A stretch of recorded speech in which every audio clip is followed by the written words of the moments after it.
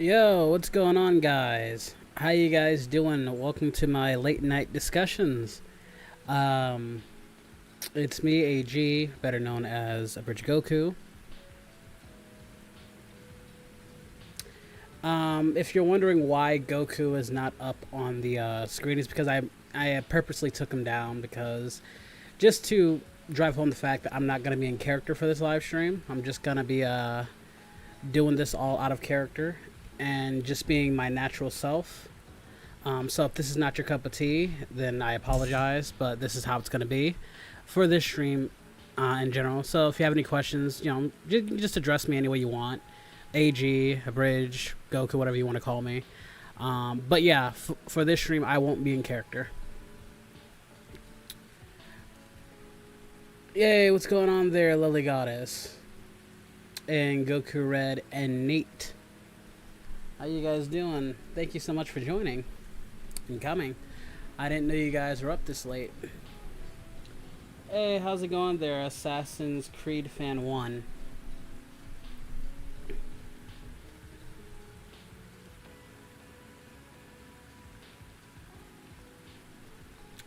I'm doing good. I can never really pronounce your name, so I'm just gonna call you QQ because it's a lot easier for me to pronounce. So that's just what I'm gonna call you. I'm not really good at certain names. Yeah, Nate, it's been a while. You used to come around a lot.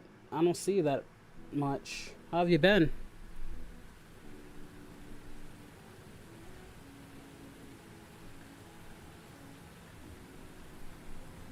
I know, I'm sorry, Lily. I call you Toga because it's just easier. I'll just call you Lily Goddess. It's a lot easier. Yeah, feel free to ask whatever questions you want. I will deny them if I feel the questions are too personal. Like I said, this will just be me at my most rawest and rare. So I'm gonna be very blunt. I will try not to sound too mean, but I'm gonna be very honest with some of the questions that people want to ask me.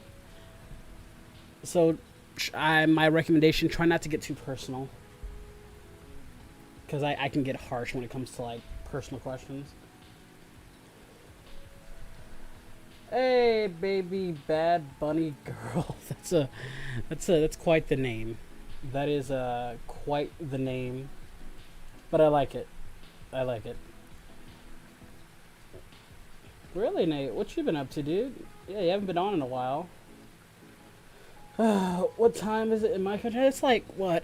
It's like, listen, it's like 6 minutes to 4. Hey, Wolfie boy, you got a donation. Yo, Silent Day Productions, thank you for the $10 donation. He says, hello to you, Bridge. I'll be up for a few minutes to hang out before I hit the hay. Hey, man. I'm surprised you're up this late. That's just me.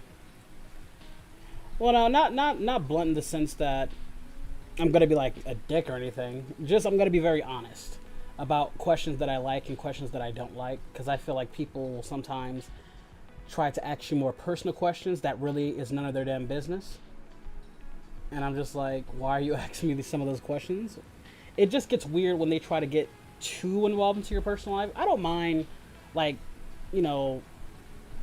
questions that actually sound like they're questions and doesn't sound like somebody's trying to dig into your personal life. Like questions like that those are the questions I like. But the ones where they want to like, where do you live and this and that, like, dude, why the fuck would I tell you? Chill. Like, dude, like, chill, dude. So, yeah.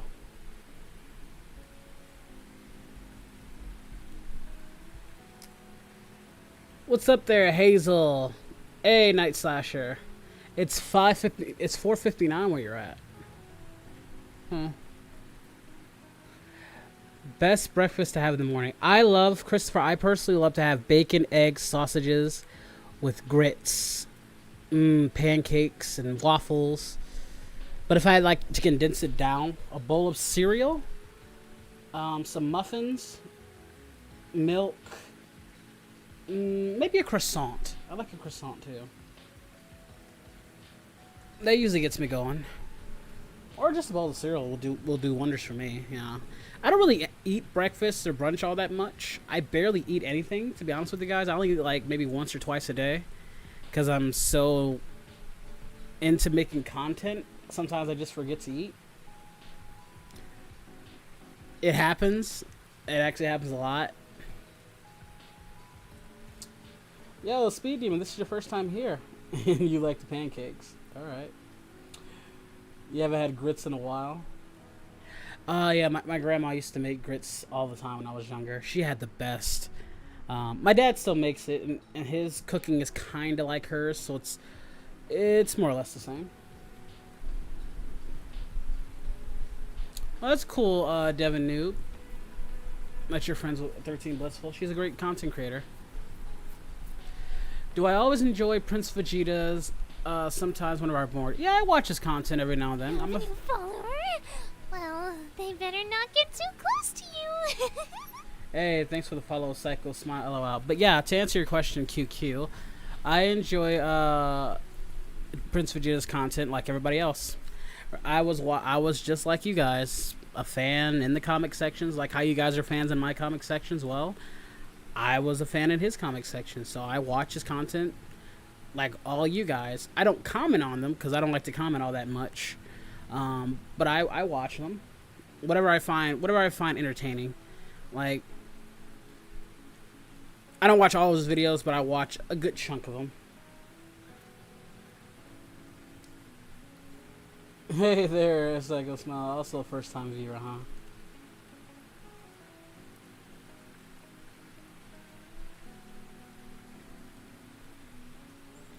You don't know what grits are, Night Slasher? Oh my god, Night Slasher, you have been missing out, my man.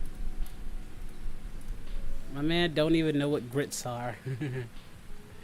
It's like porridge. It's basically porridge from like boiled cornmeal. It's basically like that, but it's really flavorful. I usually put like butter and pepper, black pepper in mine. It's really good. Basically, it's just a bowl of porridge. I'd say that much.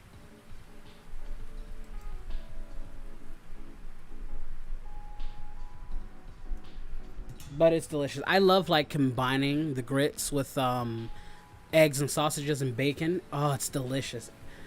It's basically I like making porridge out of it actually. So I'll mix my eggs, bacon, and sausage with it, and it comes out really delicious. That's no excuse. You being born in 2001 is no excuse for not knowing what grits are. It's just you either had it in your life or you don't. Grits aren't irrelevant. It's not a relic. People still eat grits nowadays. It's nothing new.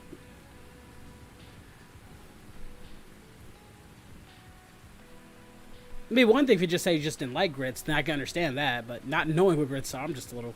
It's a little sad. You have a new follower? Well, they better not get too close to you. My birthday is February 29th, Sarah. That's right, I am a leap year. My birthday comes every 4 years. Thanks, Meliodas, for the follow.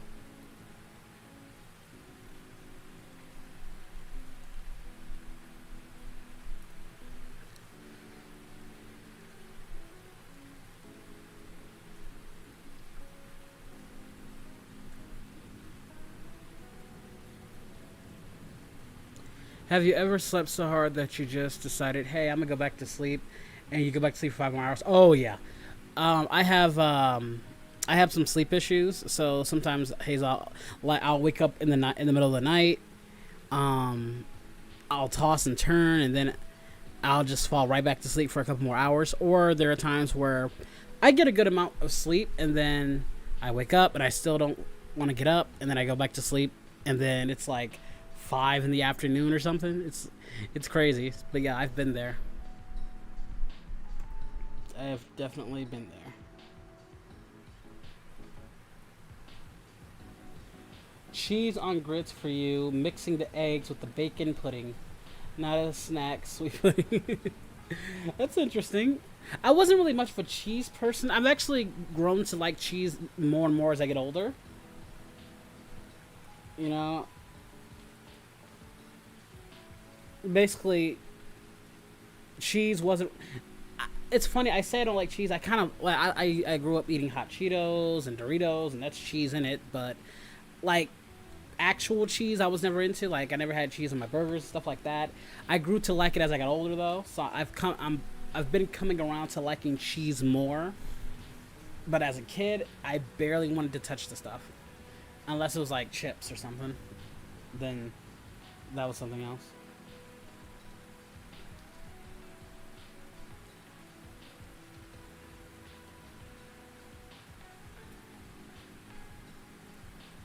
What gaming PC are you going to get? What are going to be the specs? Oh god, I really don't feel like pulling up the specs. I'm getting a Ryzen 9. The specs are pretty good actually. It's basically gonna be instead of getting a pre-build or building it myself, I'll get a custom build. We basically kind of just got a mid tier PC, and then we just kind of picked out some of the parts to make it better. I won't get into it, but we turned it into a more higher end PC. They haven't actually took the money yet, which is weird.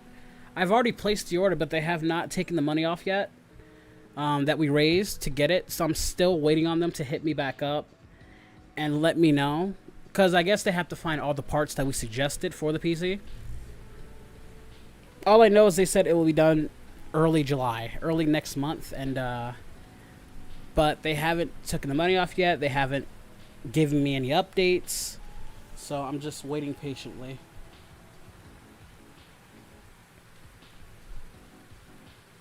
I'm an adult, Pinky. I can be up as long as I want. You're young, so I would actually say it's actually too late for you to be up. It's never too late for an adult to be up. An adult can be up as long as they want. By that logic, since Silent D production works every day, it's actually good for him to be up at this time because he has to get up and go to work. Well, YouTube is my work, so I can basically stream at any time I want because it's my job. So it's never too late for me to be up. Like being up too late is a child's thing because that's for kids, but when you're an adult, that rule doesn't apply to you. And to be honest, I'm going to be honest with you, I always stayed up anyway. When I was younger, when I was like a kid and a teen, I didn't care. I stayed up. I had to watch my anime. I had to watch my Full Metal Alchemist, my Case Closed, or Detective Conan, my Inuyasha, my Yu Yu Hakusho, my Naruto, my Bleach, you know, my Lupin the Third, Cowboy Bebop. And those shows came on late at night. How do you think I got into anime? And I know all of you did too, because anime was not popping up on the TV early in the morning. No, you had to watch that late at night. So I don't want to hear anybody say it's too late, because everybody stays up at night to get what they want. Tuesday's your day off? And guess what today is? It's Tuesday, isn't it?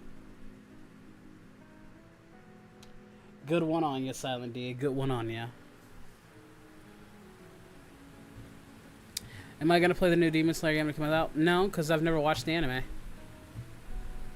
My favorite anime is Dragon Ball, Hazel. I thought that'd be obvious.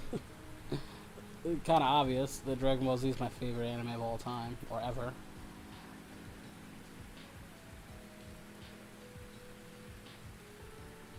Have you ever felt...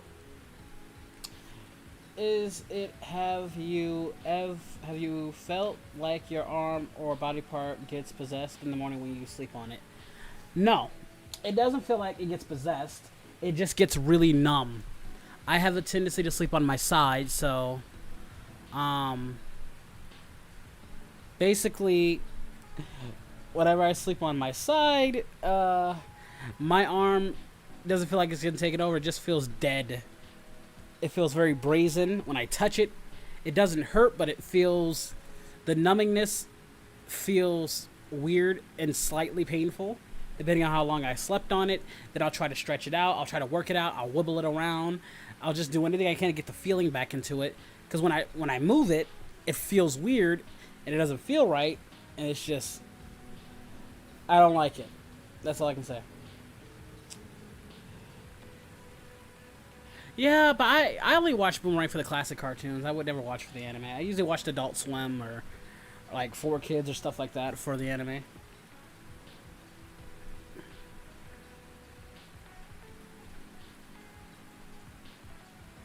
Maybe at some point I'll watch Demon Slayer. I just, like, I know the show's probably good, but it hasn't caught my eye enough for me to really get into it. Maybe at some point, but there's other anime I'm just more interested in.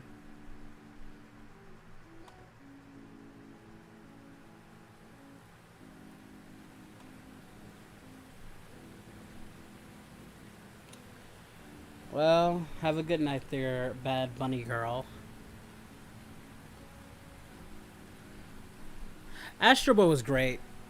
Yeah, I liked Astro Boy. That's one of the more older animes that they would show on Adult Swim.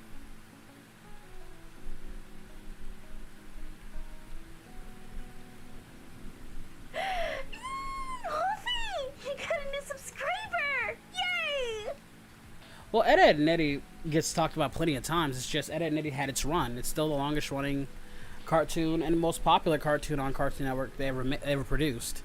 And Johnny Bravo would probably get canceled by today's standards, which is pretty sad because I love Johnny Bravo.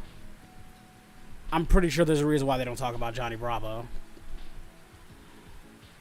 But I don't want any of my new shows to come back because of their long lineage of screwing up shows.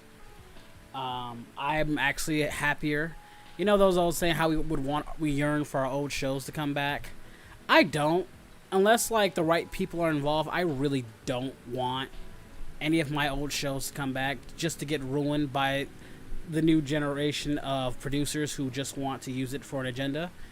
So no, I would rather have my shows be preserved as they were and enjoy them. And the shows are good. The newer generation will get into them just as we did. Yo, what's going on, DJ? We're doing a late night stream, dude. Almost like a late night Q&A. I'm just out of character, having some fun, talking to you guys.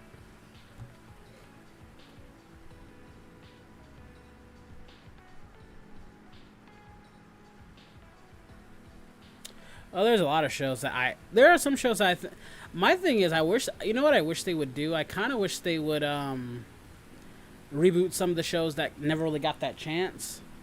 Though I still think they'd screw it up, but I think at least those shows would have a chance, at least because they didn't kind of work in our era. Like they did, but they didn't really get much of a chance, like Megas XLR and what else some show? That Whatever Happened to Robot Jones and shows like that had a like bit of a run but didn't really kick off. It'd be kind of cool if they did that and try to like rebrand or redo those shows. Have I ever been canceled? I'm not important enough.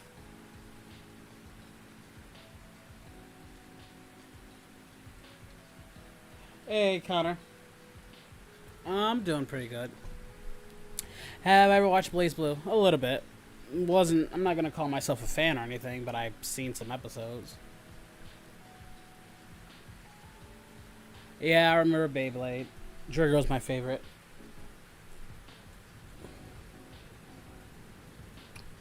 Did I like the Sonic movie? Yeah, I enjoyed it. I enjoyed it for what it was.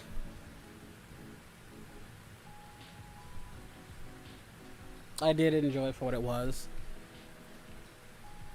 But, that's pretty like, Beyblade is more part of my generation, what I grew up with. Beyblade, Digimon, Pokemon, Yu-Gi-Oh!, Dragon Ball. You know, I kind of grew out of it when, no disrespect, around like 2006-ish, 7-ish. By the time 2009 came around, I was all but like 2008. I'm not even gonna say it. 2008. I was pretty much done with most cartoons, with the exception. There was like a few exceptions, like the Clone Wars and maybe Flapjack. I was into Chowder. I was kind of into.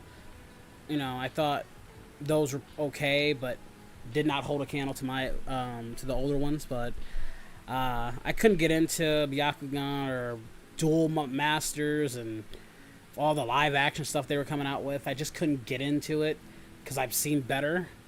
But there were, like, again, there was some outliers from the 2008 to 2012 era of cartoons. That there were some outliers where I really enjoyed some of those shows, but for the most part, I didn't care. Yes, I've been a wrestling fan since 1998. As far as back as I can remember. 90, no, not 90, 99. About, I watched wrestling and anime around the same time, so yeah.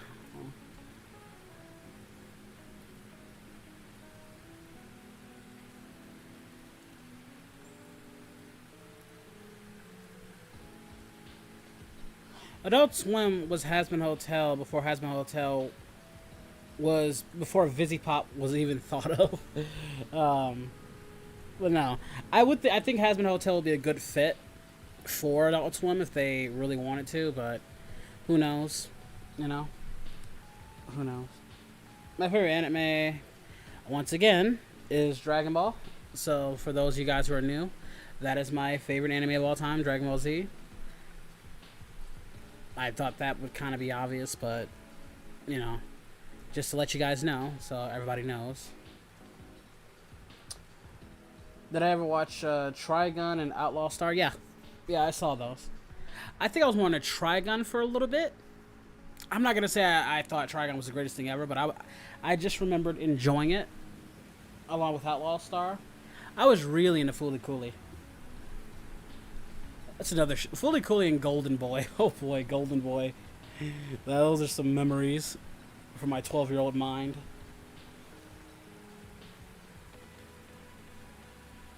Hello there, Serenity. How you doing? Welcome to the stream. Glad to have you here.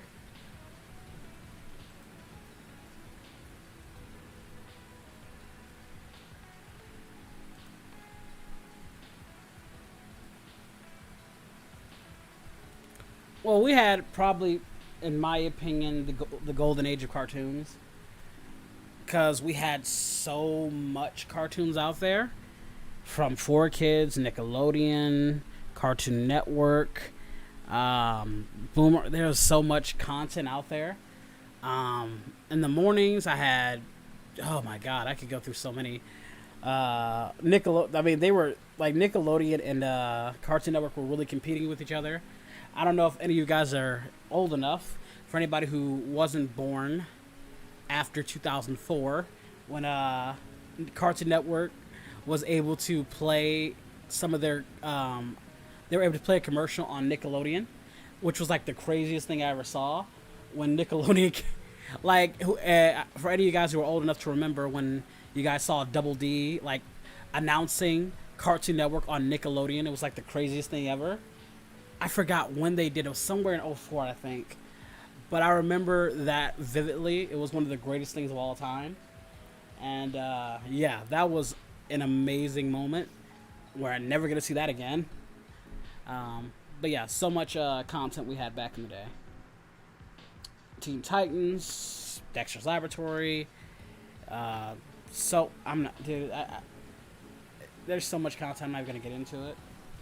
But you guys know what I'm talking about. I'm doing alright. I'm doing okay, Serenity. Thank you for asking. Oh, Saturday. Well, Saturdays for me was like anime. Like, in terms of like me watching 4Kids, you know, because it was like the only thing we could really do to watch anime other than Adult Swim. So I'd watch my Shaman King, which just came back. So I got to get back into my Shaman King. Shaman King was one of my tops. Like my top 10 back in those days. Dragon Ball, obviously, Yu-Gi-Oh, Shaman King, Ultimate Muscle. Who had a few? I'm trying to think. I had a few anime. One Piece. That was because I came up in the 4Kids era. Jeez. I cannot remember. Darkwing Duck, obviously.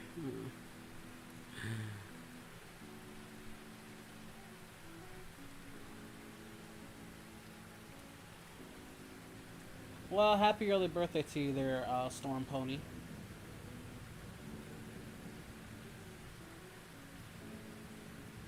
You do that, Pinky. Oh no! Oh, I was there with Yu-Gi-Oh! At one point. I considered almost rivaling Dragon Ball. That's how good it was. That's how so much I was into Yu-Gi-Oh! Though. Like, I would have my Dragon Ball action figures along with my Beyblades, but then my uncle got me this whole.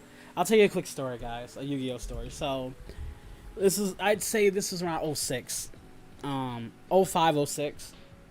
I was really into Yu-Gi-Oh! I was still into Yu-Gi-Oh! I've been a fan for years. And my uncle knew I was a fan, and basically he got me. I remember him showing up to my house with just a big bag, and I shit you not, guys, a big bag full of Yu-Gi-Oh! Cards. They weren't like in the most pristine quality, but they were in playable quality, pretty good quality overall. And I remember back then I went to my elementary school, and I was like the coolest kid in elementary school with this big bag of Yu-Gi-Oh! Cards. People were going nuts. It's like it's like you came to school with a whole bag of money, and everybody was your best friend because you had these Yu-Gi-Oh! Cards. Well, unfortunately for me, at lunchtime, the lunch period, we were having a lunch. I had the bag right near me, and as I was getting up to leave, I ended up getting the bag. I pulled the bag up, but the bag was facing the wrong way, and all my Yu-Gi-Oh! Cards spilled out to the floor, and everybody just bun rushed to the floor, grabbing as much as they can. I was so pissed. I was panicking. Luckily, the principal came in, got all the cards. They were returned to me, obviously, but I wasn't allowed to bring the Yu-Gi-Oh! Cards to school anymore. And then they ended up getting washed in the dryer a few weeks later. So, yeah. That wasn't the best. Oh yeah, my uncle hooked me up. He's a stingy bastard now. Like he's very well off, but he's a very stingy bastard. That's back when he did stuff for me. Nowadays, you know what's funny? He used to do a lot for me back in those. Well, not a lot, but that was one of the few times he did a lot for me back then. Now that he's older and he's got more into technology, and he got his kids now, my cousins. He wants me to do more for him, which is weird. Not weird, but it's like he's very smart. He's a very smart dude, but he doesn't fully get technology because he's older. He's an older gentleman, but his kids are really smart. That's what gets me. Like, his kids are smart in proportion to what I was. I mean, like 4 to 6 year olds using freaking iPads and phones and PCs. Like, when I was 6, I had my Nintendo 64. But these 6 year olds, my cousins, they have freaking iPhones and tablets and all this other stuff, and they know how to text better than I can. And he wants my help. Sure, I'm smarter in proportion because I've been on the internet longer than most, but still, it's just weird. See you later there, Olive Brown. Thanks for joining. Like I said, they're smart. My cousins are very smart, because he spoils them. My uncle spoils his kids. I can't say I blame them. At least they're smart, but I think they're too spoiled for my taste. Like, I'm not gonna say I was, the poorest kid. I was poor, but I was relatively, treated well. I got most of what I wanted as a kid. I just worked hard for it, though, too. But with them, it's like we were having a conversation actually when he came over, because he has like this theater room in his basement. He tricked out his entire basement to like a theater room. So if you go down, you'll go to the door, and you'll see like a plaque of all the movies. And as you're walking down the steps, it's like a movie theater. You'll see a whole bunch of movies that he has plaques of. You go in, you see he has his popcorn machine, has the couch, he has the big projection screen. It's really nice. It's like a little mini theater. He has like his own candy store in his house, obviously. He makes T-shirts and all this other stuff, which is really cool. But he can't figure out certain things, so he'll come to me. My issue, when he doesn't go to his kids will act up sometimes. You know, they're kids. You know, kids act up all the time. They make mistakes, but they're slightly entitled, in my opinion. And it's not their fault. I feel like he does it by design, because he gives them everything. He just kind of gives them whatever they want. So when they broke the TV, well, I said, we'll give them one of the brick TVs we used to have. Like, I guess they were acting up, and one of their TVs got broken. I said, well, either I tell you this, you don't have to whoop them. Just give them one of those old TVs that we used to have back in the day. You guys, for all you youngins, don't remember them big old TVs with the big fat body in the back. I said, give them one of that. That's good punishment. But he didn't want to do that. I was like, really? All right, well, whatever, dude. It's your kids. I thought that would have been a great punishment, personally.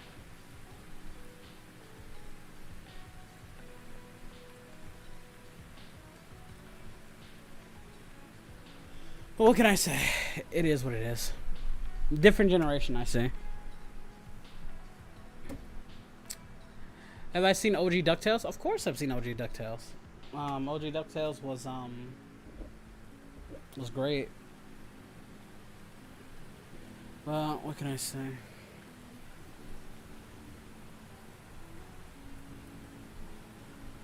Oh yes, the TV with the wood grain.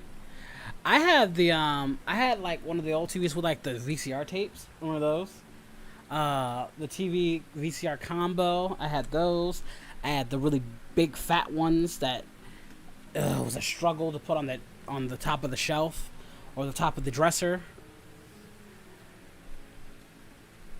The struggle of plugging in your Nintendo 64, your Super Nintendo, your Atari, your Sega, with those RGB cords. These young bucks don't know how good they got it.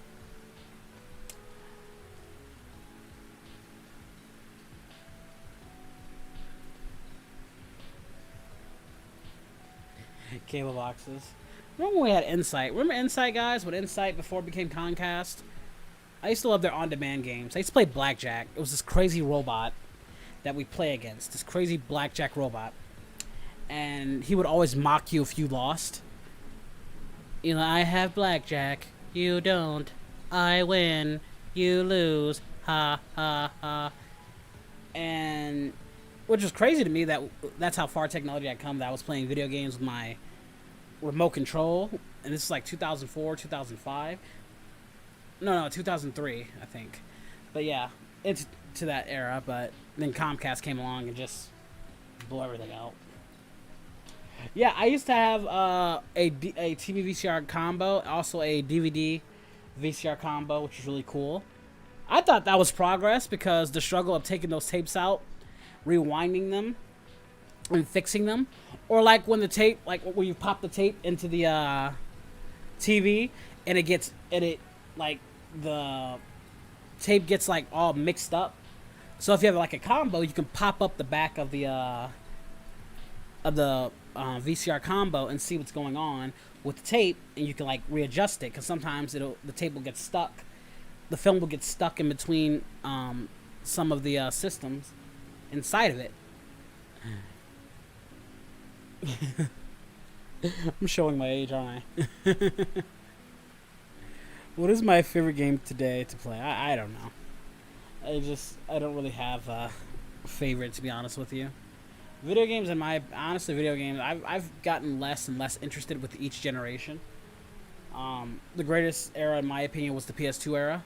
The PS3 era was an amazing follow-up, and the PS4 era if I'm being honest, while I do love the PS4 era, it's also one of the reasons why I don't play games all that much, because I'm not into realism. I'm not really into realistic games in general. I like the beauty of it. I love games that are beautiful and are amazing. Don't get me wrong, but the less animated it's become, the more realistic they make, the more interest I kind of lose. With the exception, like maybe a few games, I lose interest because I like games that are more animated in nature. And I feel like the controls are a bit wonkier in the PS2 and the PS4 era. At least compared to the PS2 and PS3 era. Not to mention just how money grubbing and greedy the companies have been getting. Like, I think that's my main issue with the PS4 era in general, is how money grubbing the companies have gotten and want to making you spend money. Like, you spend $60 on a game and it's not even complete. You got to do so many downloads and patches and updates for a game that you played for, but they're making you pay all this money for work that should have already been done. I can understand maybe like a few adjustments, but I want the game to be completed. I'm not paying all this money just to play. Hey, it's updating time to play your game that you paid $80 for. And I'm just like, okay. I remember a time where I just got the game, popped the disc in, and it worked. In the PS3 era, I remember I could play games online and I didn't need a freaking subscription to play it. It's stuff like that that just irks me. You know, well, nowadays you have to be woke. You know, you have games with an agenda. You know, that's another reason why I don't play games anymore. Games that want to put an agenda. Last of Us 2. You know, I can't get into it. MK11. Can't get into it.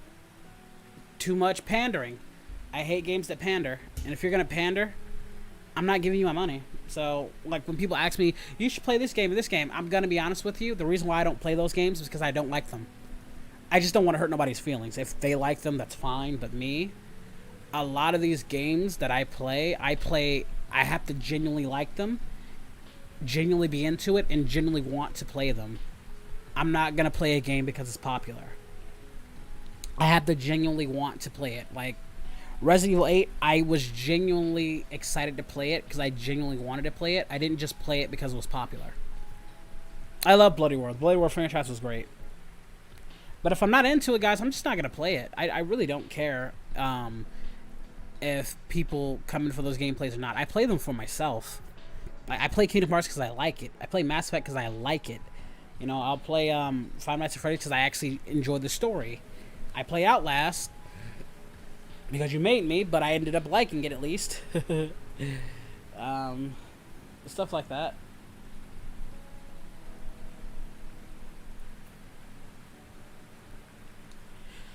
So, you know, that's just what it is. That's why I don't play, you know, most PS4 games. That's why you kind of see me go back to playing the PS3 games, the PS2 games. I play God of War 4, and that's one of those games that it took, since I was so into the original God of Wars, I had to adjust. I had to basically adjust. So yeah, but I ended up enjoying God of War 4.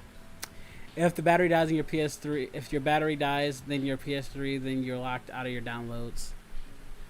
Oh yeah, when like the screen pop up letting you know. That's why I always had my charger next to me, though. Yeah, I never really had too much of an issue.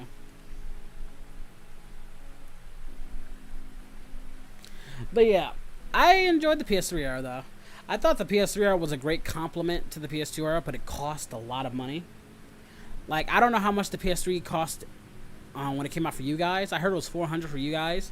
For me in my town, it was $600. Then again, I got it during the Great Recession. We were in like a recession at that point, so the prices were boosting. But that was the most I had ever spent for a gaming system, was $600, almost $650. But I really wanted that PS3 badly, and I just found it weird that Kingdom Hearts never came out. Like a new Kingdom Hearts game never came out on a PS3 system. We had to wait till Kingdom Hearts. We had to wait till the next gen to get a genuine sequel to Kingdom Hearts 2. Like, think about that. Kingdom Hearts 2 came out on the PS2, and Kingdom Hearts 3 came out on the PS4. We had to skip an entire generation. I'm kind of mad about that. Because I feel like the controls would have been more fluid on that game, on the PS3. But who knows?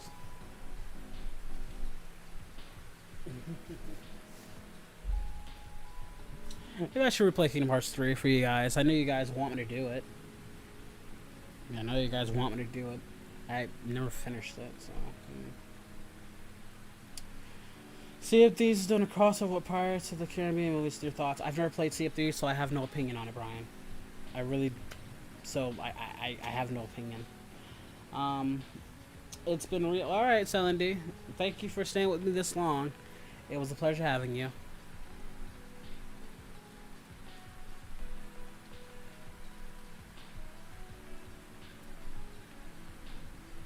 I really didn't care about that, Christopher. I kind of just want... And honestly, I really don't care about convenience. I just wanted to play the game. Like, all that extra stuff, like music and downloading, that was great, and I did get into it, but I just wanted to play the game. I get a game system to play. I don't play it for the aesthetics. I really don't care if I don't need to keep track of time. I really just wanted to play the system. When I had my Nintendo 64, I didn't care if I could tell time. As long as it played the game, that's all I cared about. The answer to your question is within your. It's already in your question. There you go. I don't know if I have a top 5, honestly. It's too subjective. I've watched way too many anime to pinpoint it down to 5 people. I've watched so much anime. And then I'd have to dissect the characters. I wouldn't be comfortable giving you an answer because I feel like I wouldn't fully put all my chips into that personally.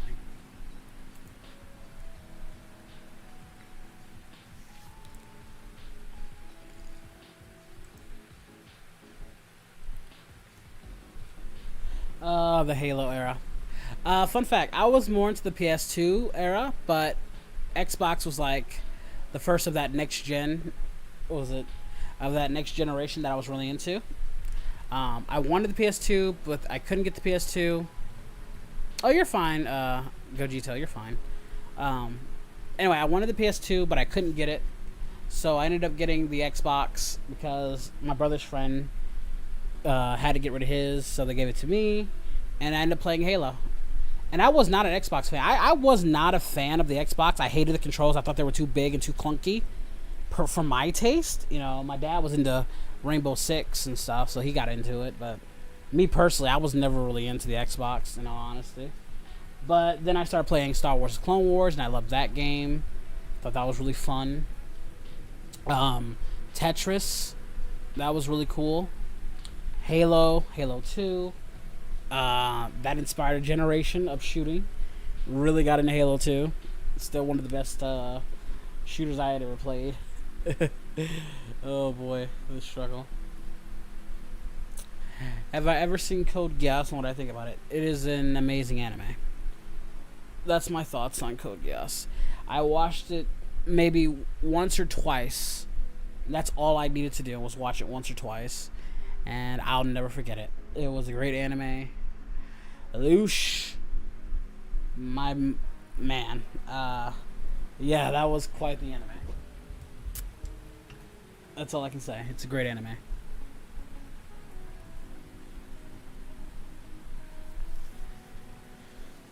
I just loved the PS2 and PS3 eras because I thought it built so much. Like a lot of the games that you guys praise will most likely come from that era, whether it be Resident Evil 4, whether it be Mass Effect, Halo, just anything from that era, like from the Xbox, Xbox 360, PlayStation 2. I'm pretty sure PlayStation 2 has the most games ever, and it's still the most sold console of all time. I don't think anything has touched that yet. And PS2, I think the PS2 also lasted longer than any era, for like 13 years. the PS2 was lasted like 2000 to 2013. I think that's when they were in production. Yeah, so it lasted longer than any other console. The PS4, who knows? Maybe it'll last. I don't know. Would I rather get dominated by As Death or Midnight? What can I say? I like Psycho Chicks. Give me As Death. I'd rather get dominated by As Death as long as she doesn't kill me.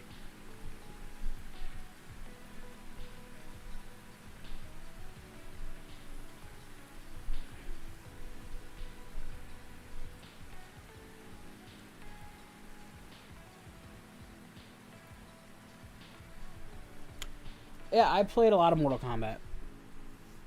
Of course, I used to go to Nickel World and play Mortal Kombat 1 through 3. Then I got 4 from my Nintendo 64. And then Deadly Alliance came out. That's when I finally I had to get it on Xbox because my dad wouldn't give me the PlayStation 2. So I had to get it on Xbox. And then they killed Liu Kang. And I hated that game for so long, but I had to praise the graphics. But Liu Kang and Scorpion were my favorite characters. I had always bodied people in the arcade games with Liu Kang from 1 to 3, even in 4. So I was really excited to play Deadly Alliance when that came out. I remember when my dad first got it for me, how excited I was. Like, ooh, I can't wait. I'm going to beat you with Liu Kang. And I remember we didn't have, I wasn't really looking at much of the trailers.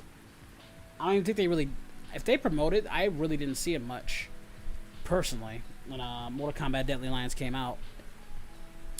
But I was pissed off, to my surprise, that they killed off Liu Kang within the intro. It pissed me off so badly, I almost broke my system. Yeah, little me was not happy. He was not a happy boy.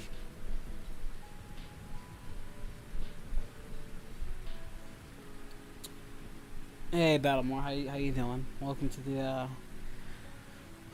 the night stream. We're just doing some discussions. I'm doing it out of character, so you're more than welcome to ask me some questions if you'd like. Did I wish to have a PS5? Not really. I don't care for the systems, for gaming in general. I really don't care. I don't care about a PS5. I don't care about having a PS4. It just, I've gotten so out of touch with gaming a lot, I don't really care. I do like VR. Like, VR, in my opinion, is the future.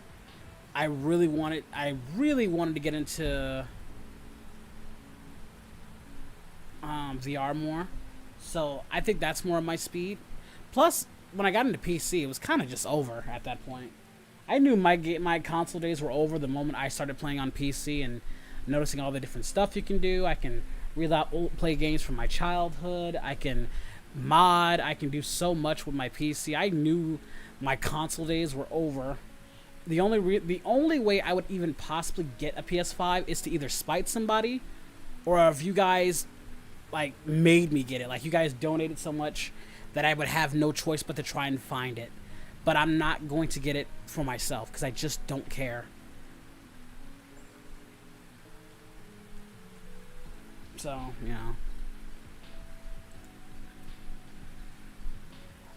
But as far as gaming goes, I'll play on my PC.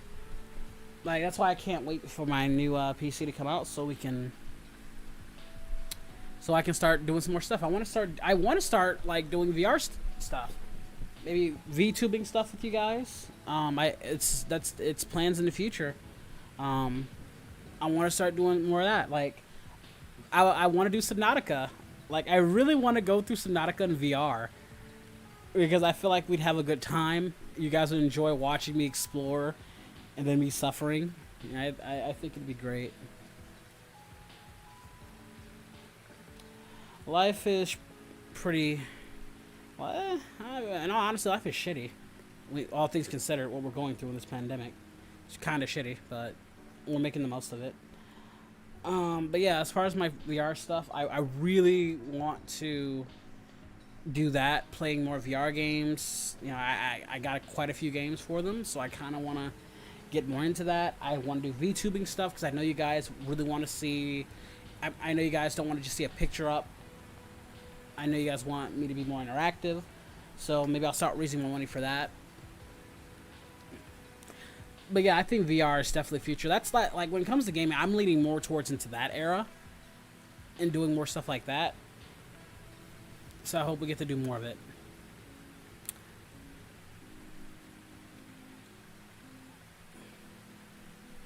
I love the gaming PC my family bought for me while I was in the hospital. They must have got you a really good one, Storm.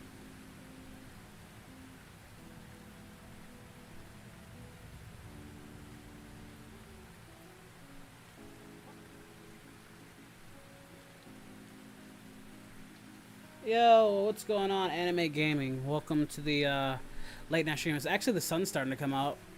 I'm kind of mad now because it's the late night stream and the sun's coming up. I'm starting to see the sky a little bit. Which I have to say, guys, what do you guys enjoy more? The night or daytime? I actually like this. Like, this is my favorite time, actually. Seeing the sun come up. I don't know. There's something about, like early in the day that really vibes with me. It's like, it's not all the way day, but it's not all the way night. It's kind of like in between. Like, it's still dark enough where I'm in my room, but I can see the light. I kind of like that. I kind of like the dawn, yeah.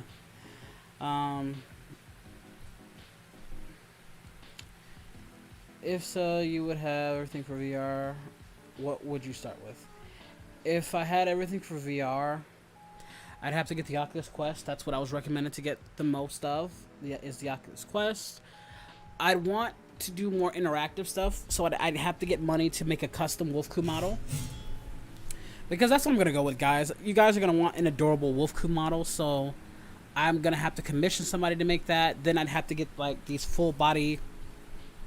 there's this thing that allows you to use your hands that has more body movement for expressions. So I would want that. So now, if I do reaction videos, it would be so easy. In fact, I would do full-blown reaction videos just like that. So that you guys can just... Because the one thing I don't like when not showing my face is you don't get to see my expressions when I make these reactions, which I think you guys would absolutely freak out for, because sometimes my expressions are way funnier than my over-the-top persona. And, man... If I can do that in animated form with Wolfku, with my exaggerated anime faces, I think you guys would enjoy that tremendously. My tower's built was slightly under 3K. So is mine, actually. My built, we raised 2,600, and that's how much I spent on this PC. So yeah, just a bit under 300K.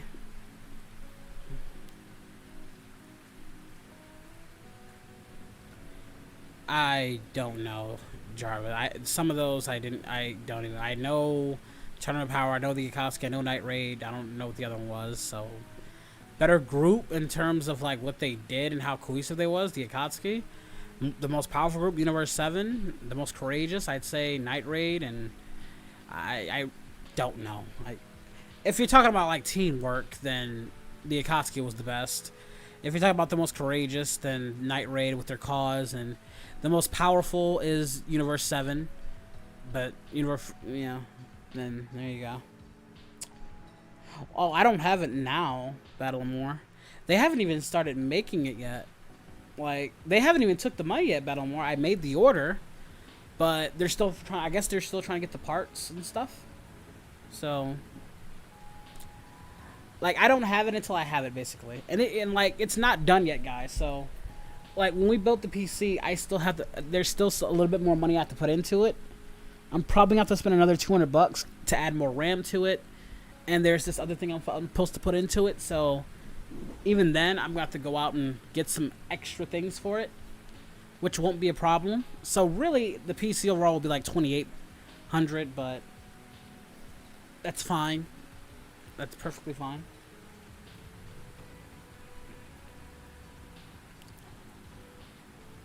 I've never watched Demon Slayer. That's why I don't know what that is. Never watched Demon Slayer. I made the order a month ago. Yep, I made the order, I think, on July 4th.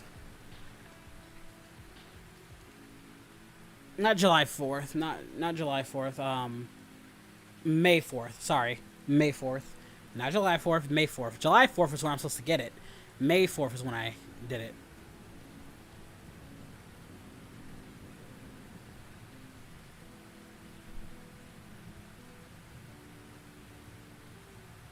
Do I like ramen noodles? I love chili ramen noodles. Those are delicious. I used to love spicy chicken. I still like spicy chicken. I don't like beef. But I love chili spice. Those chili hot noodles. When those were introduced, so good. It's a custom built Battlemore. I think it's because they're shopping for all the parts that I recommended for it. And since those parts were already hard to acquire, that's probably why I'm waiting so long. But since they're a warehouse, they get first dibs on the new items that come in. But yeah, that's the only thing I can assume.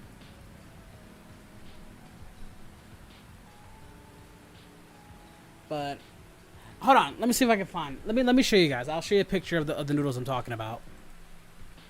I'll show you like a picture.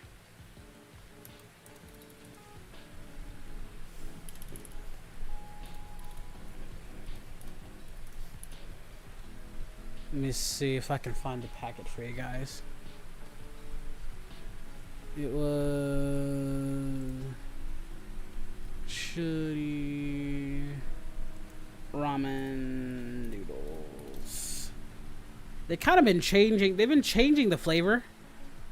I'm not gonna say like maybe the flavor has changed because it's still more or less good. Hofi, you got a new subscriber! Yay! But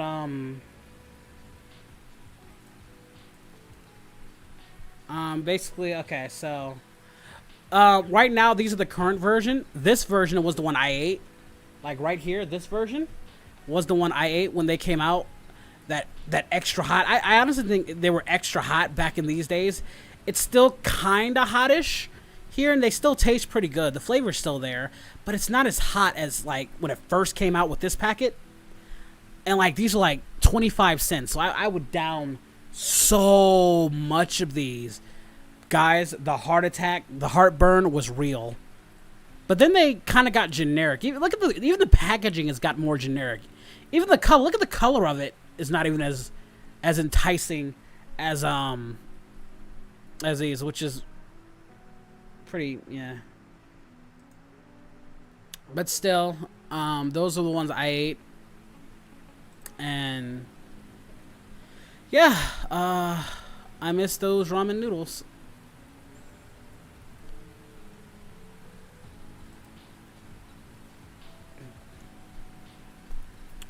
Hey, what's going on, Mecca? How you doing? Good morning to you.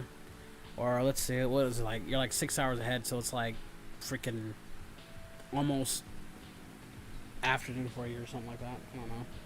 But how you doing, girl? Well, like I said, the chicken flavor was okay, but I really enjoyed spicy food, so I really adapted more to the spicy chicken. And then chili came out, and I would only eat those. They're still pretty good, though. I'm not going to say like the formula's changed too crazily. I just think they kind of scaled back on the hotness a bit. What's going on, Golden Swag? Oh, yeah, I would wait. I felt like Goku having like his viral heart disease. Whenever I wake up in the middle of the night with an intense heartburn all around. It was insane. Milk helped me a lot. Do I remember Chowder? Chowder was part of that new era, like of cartoons, like after my era. Then that's like the Chowder era, like '08. Any cartoons after '08 was that new generation that was coming in, like again like '08 to maybe 2012, 2015, kind of like that era. Chowder I thought was a decent show. Like, I didn't think it'd hold the candle to my other shows, but I think as far as, like, Chowder took some time to get into, because I didn't get it. Like, I didn't get the... I got the premise, but I just wasn't interested, because I felt it was a little too hokey for my taste. But then I thought, you know, I've had hokier shows, so the premise wasn't too bad, and I got into Schnitzel and Mung's character, and the more I watched, because I was rebellious. I was like, what, 12 when it came out? I was kind of rebellious because all my shows, like Kids Next Door, Teen Titans, Ed, Edd and Eddy, are leaving because all these new executives are pulling the plug. Billy and Mandy was gone. You know, some of my shows were still, like SpongeBob was still around, but I was getting bored with SpongeBob real quickly by that point. But most of my shows by '08 had finished. A lot of shows by that point that I grew up watching were gone. Powerpuff Girls, Samurai Jack, Johnny Bravo, Courage Cowardly Dog. Even like the mid-tier shows like Camp Lazlo, My Gym Partner's a Monkey, they all ended. Foster's ended. What Foster's ended, at least it got a good ending, but... Well, I won't say a good ending, but it got an ending. That was... That I think that was almost like the straw that broke the camel's back, because Foster's was one of the most unique shows I had ever watched. I love that show. I've actually never heard anybody say a bad thing about Foster because it's so imaginative. But when that show ended, it was like, man, it all ended for me when Ed, Edd and Eddy ended. When Ed, Edd and Eddy ended, that's when I feel like my childhood really, it was gone. Like, yeah, from 1999 to 2009, plus I had turned like 13, so I wasn't really their demographic anymore. That's when it really ended for me. So when Chowder, Flapjack, and all these newer shows with this wibbly ass animation, which I just don't get because these things always felt so rushed. I'm not a big fan of the animation in general. I don't like the like big noodly animation that they make because they don't feel refined. The characters don't feel different. It's like every cartoon feels the same with this stupid like cheap slash animation that they use that I just don't care for. Even with the newer shows that are pretty good, the animation is a huge turnoff for me. That's why I can't watch it, because I just can't get into it. Because every show I watched was different. Like, the animation was different. Powerpuff Girls had a distinct look. Courage Cowardly Dog had a distinct look. Ed, Edd and Eddy had a distinct look. Freaking Teen Titans had a very distinct look. Like, look at all those shows I just named. Do any of those shows, animation-wise, resemble the other? Because I can tell you how many current shows today looks literally like the other, like animation-wise, looks just like the same cartoon. I can't get into that. If everything looks the same, even if like the writing's good and like the characters are good, the animation is a big turnoff for me. I cannot get into shows that look the same as the other. It's my biggest issue with modern day animation. But like, that's what gets me. Yeah, the Foster movie was great. Both of them were great.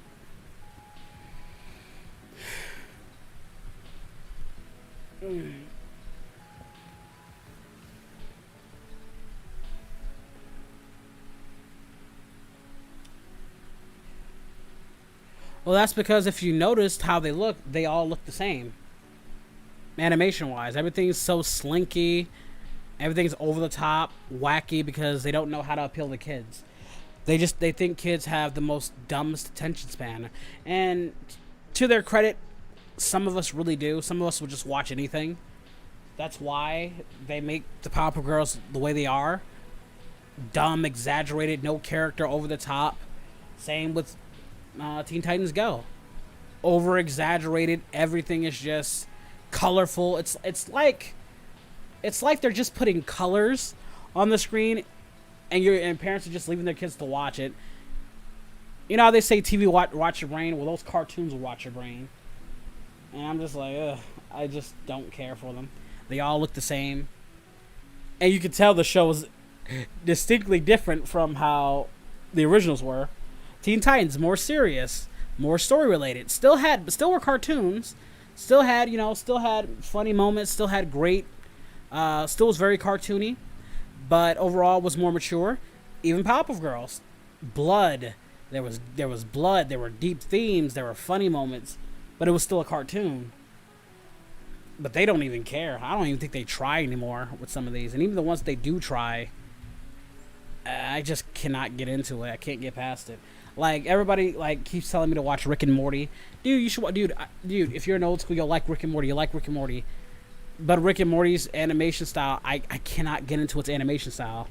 I know that the show's good because I've seen certain things. I've seen certain, like, show things and they've made me laugh. So I think Rick and Morty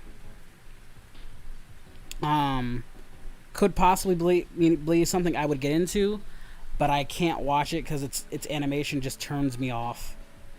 I don't like the animation of Rick and Morty. And it may be a really good show, but I cannot get past how it looks.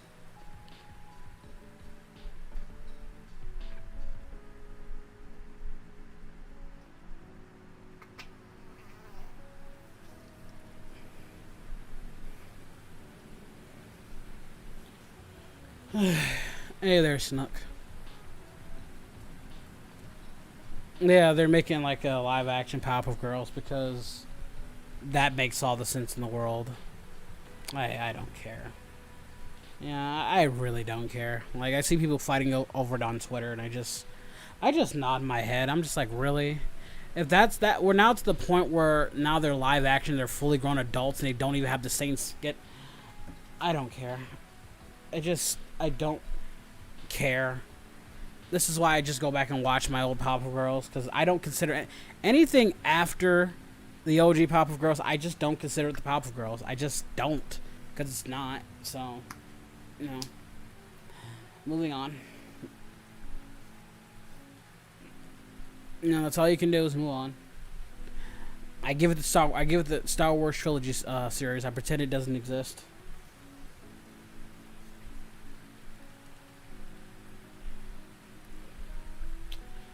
A Cowboy Bebop live action could be good because Cowboy Bebop was kind of grounded in reality a bit. I'm not saying it wasn't like hokey and stuff like that, but like any of itself could be good, but I don't trust live action in general when it comes to doing justice to anime, so I'm not gonna watch it regardless. So, no. Live action Detective Pikachu was good. It genuinely, it kind of lived up to the expectation I was that I thought. I was like, oh, okay, Ryan Reynolds, this could be pretty good, and it was a solid watch. Actually, I actually enjoyed Detective Pikachu because it wasn't like trying to be like the original Pokemon show. It was going off a video game, and it kind of just, it was almost like it was parroting Pokemon, what they were going for, which I liked. So that's what I was going for.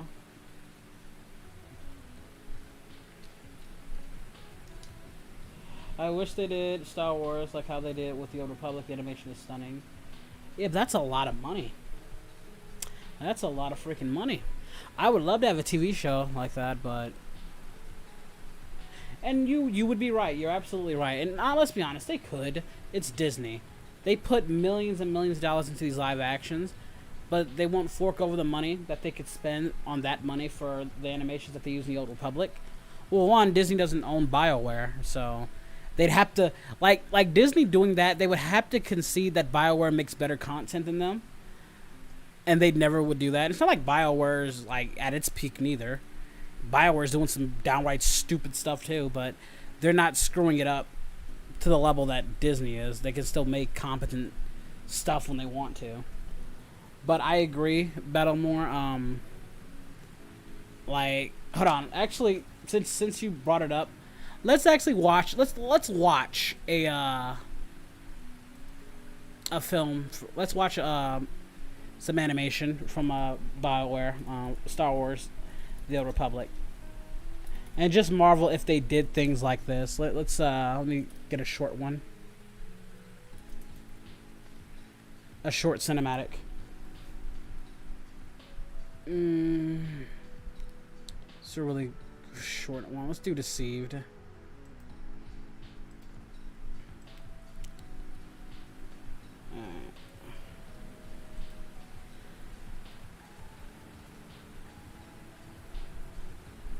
Turn off the music for a second.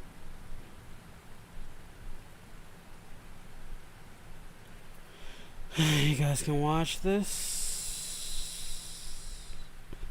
Make sure I have everything. Let me turn off the rain sounds.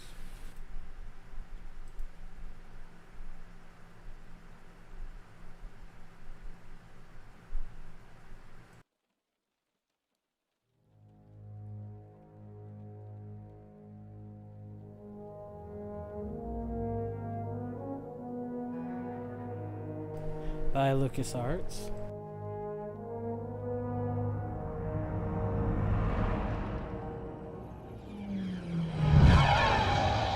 Our time has come. For 300 years, we prepared. We grew stronger. It's hard to believe this is like 9 years ago. You rested in your cradle of power, believing your people were safe and protected. The second, of course. Malgus with his lovely Twi'lek wife. That's something me and Malgus always had in common. We both have Twi'lek wives. They're Shea Vizsla, looking young as hell. Delicious. You were trusted to lead the Republic. I've said that for years about Lamore, that if they did it like this, like they would make so much money if they did it this way. Like I said, 3D animation works so well for Star Wars, and they've gotten better with it too. Like that's what I'm tripping, is that they've actually improved on this. And like if it had came out just like this, I would never be playing. The problem is Disney don't think that way. Like mocap and all that other stuff has been. Assumed no force could challenge you. My man Malgus riding with his Civ deep. Even though this whole attack is pointless. Finally, we have returned. Like Malgus was just doing this. They would just want to distract Malgus. Like, hey, go attack Coruscant while we make a deal with the Republic. So this whole attack is pointless because they're already activating the peace treaty. But Malgus is like, hey, whatever. He's like, he's making the best of it. I don't even think he knows at this point that they made a deal. See, like he attacked his wife, and that made Malgus pissed. Malgus got pissed. It's like, oh, you attacked my wife? Okay. And 1, 2, buckle my shoe. 3, 4, you're a whore. Master. Love that throw. And then smack. Like I said, I like those pauses, how they hold it. So they make sure you can register and see what he's doing. That's what I also like about 3D animation. Because some actors can go too fast with it where you can't see their attacks. Broke his visor, got into the dark side, and goes for the kill. Were deceived. That instantly. Fights like that. Now your Republic shall fall. It won't, Malgus, but like as badass as it is, it's extra sad when you know this whole attack is pointless.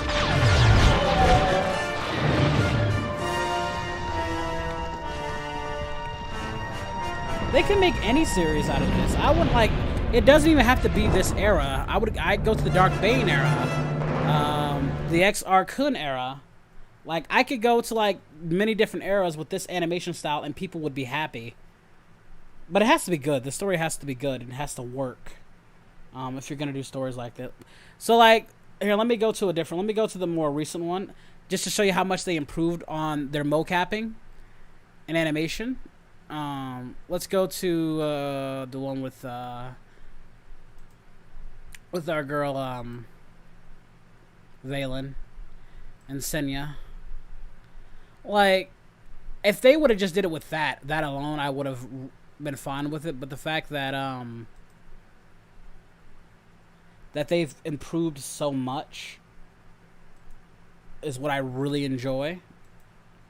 Like the most recent one that they did with Senya. And you can already see a graphical improvement. Like there's more, the camera's now more on the faces. Their faces are even more defined. Like we've really come a long way with our cinematics. Like so many, like BioWare is just godly when it comes to their cinematics. Like very Samurai Jack-ish, very like letting the story tell itself without any talking.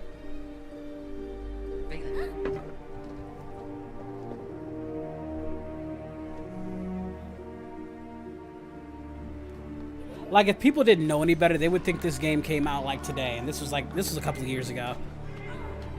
They haven't made any new cinematics either. Like this was just a few years ago.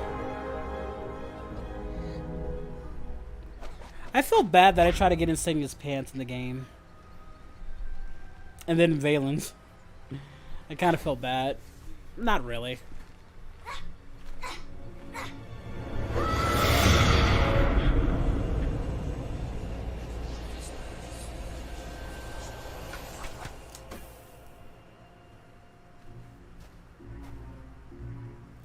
I've already done a reaction, Hello Boss, episode 6. If you didn't get it, it's because YouTube doesn't like to give out notifications to people who subscribe to me.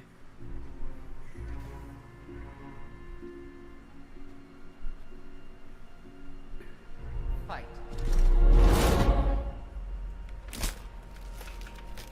I love how this introduction of showing how dangerous that Shars was even as a child.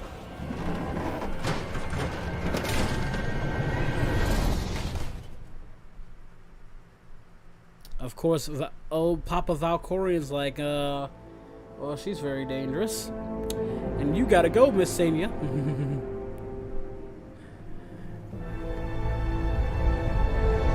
Oh, Valkorian. Best father in the world, guys. Emperor Valkorian.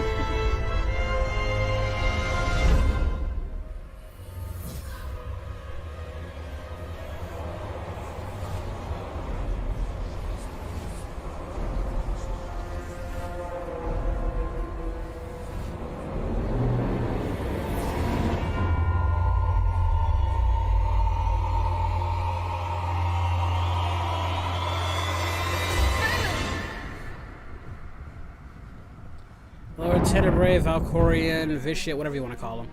Just call him whatever current form he takes.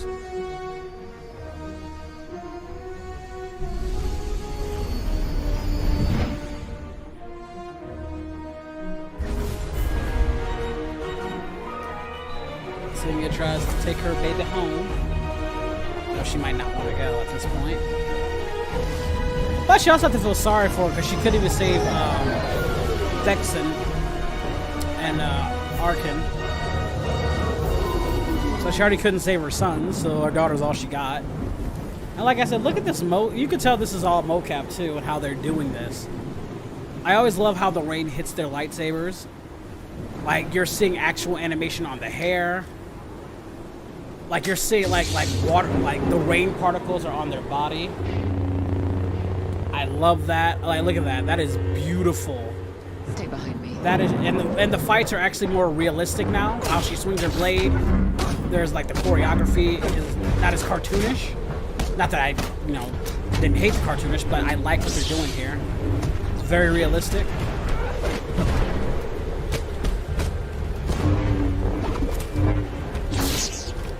Like ignites your lightsaber and then does it again. It jumps off and like I was saying, it is bad. My girl been through so much. Like she's been through so much. Valen, come on.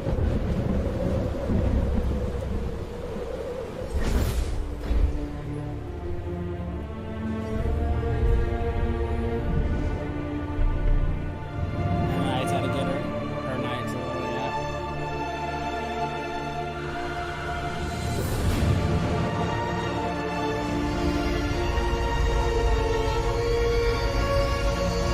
That's how you know it's mocap, because it felt more realistic. Most likely they were using more mocap for this.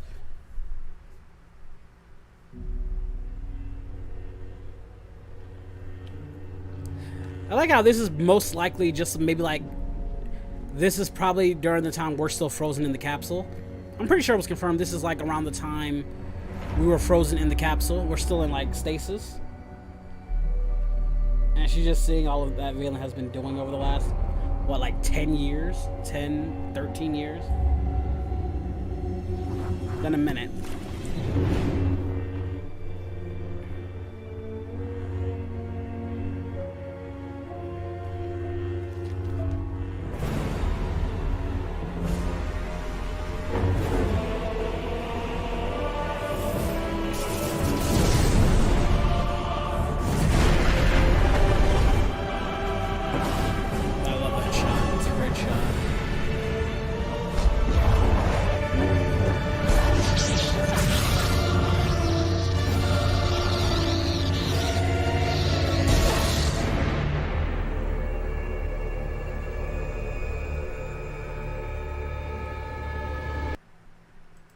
Like, for me, it's not just it's visually stunning. The story is actually really good.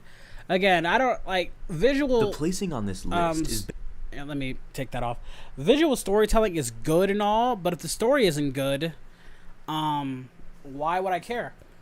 So they were able to craft a story that made me care. I already, like, when watching, I was like, oh, okay, we're getting into Saiyans back, because I already knew about Arkin and Thexans a little bit with them, but getting into Valen's background was really interesting. You play the game to find out, Night Slasher. I don't want to say anything. If you want to know why she portrayed Senya, then you need to play the game. That's all I can say. I'd rather not spoil and stuff like that.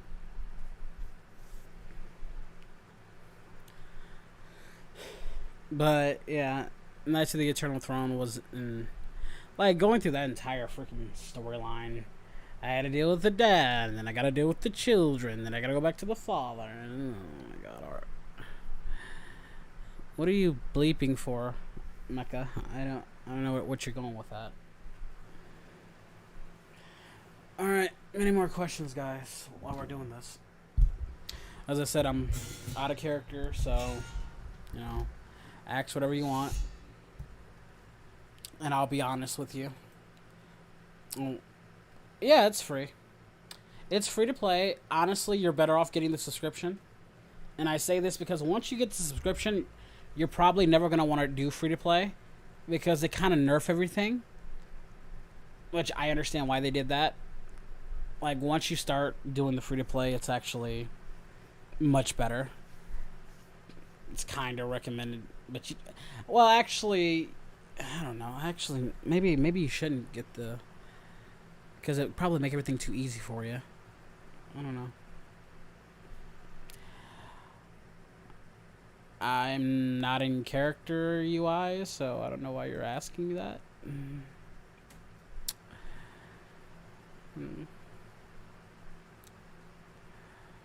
Oh, this is a late night discussion. I'm out of character. I'm just chatting with the audience about stuff. How much I hate games, current games, and other topics. You know, I'm just doing it out of character, so that's why I'm not answering stuff in character. I don't feel like doing that, so I'm just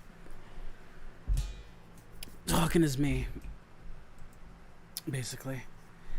Do I play Dokkan? No, I don't. I'm just not into it. I figured that's what it was based on. Gogito.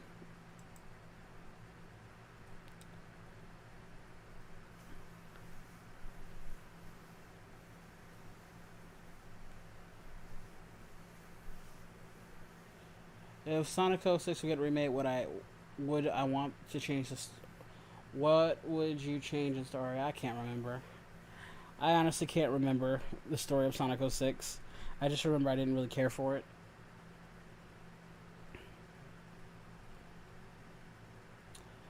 Yeah. The princess. Oh yeah, that. You know what's funny? People have problem with Sonic hooking up with a human, but when it comes to other species in every other form, they have no issues with it. Like Beauty and the Beast, like what the hell is that? Beast hooking up with Belle, that's absolutely fine. But Sonic hooking up with a princess, that's just blasphemy. I don't know. I just feel like people are a little bit hypocritical in that sense. Sure, it was out of place. That's understandable, but him actually getting with it wasn't really my issue. It's just that it was out of place.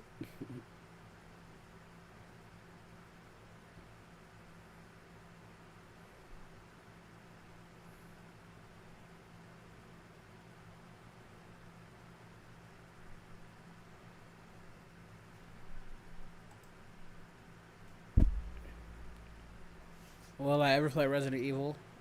I've already played Resident Evil. Which one? There's so many. There's so many Biohazard games out there.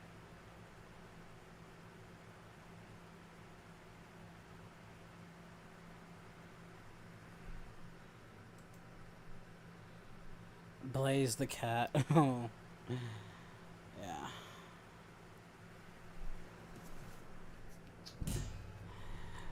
You guys like Sonic so much, why don't y'all just ask me to make a Sonic channel? I'm not going to, because I can't do any voices of Sonic. And I think that market's already on lockdown. Wolfie! You got a new subscriber! Yay! That is gonna... I love... I just want to say this. I love 13 Blitzful. She's great. And I know I'm the one that told her to do these recordings, but my God, am I angry that I ever made her do this, because now it annoys me. I'm probably going to replace her with Bulma, like Megami 33's voice, at some point. I plan on having, like, Bulma, Megami 33, maybe make some lines for me, and have her do voices. Because at least with hers, it'll be more endearing. I don't know. Something back to Dragon Ball, like, I don't know. Just, this Hazbin stuff, man. Which, by the way, this is all Mecha's fault. I'm doing this Hazbin shit. You know, she was the one, you know, watch Hazbin Hotel. I'll donate for you, you bastard. Yeah, you're gonna watch it and you're gonna fucking like it. That's what she was. Like, you gotta fucking watch this and you're gonna like it. Yeah, and I'm not sorry. I bet you're not sorry. And she was like, hey, you know, we should do like a would you rather out of it and stuff like that. And I was like, alright, that's fun. And then you guys just kind of latched on from there.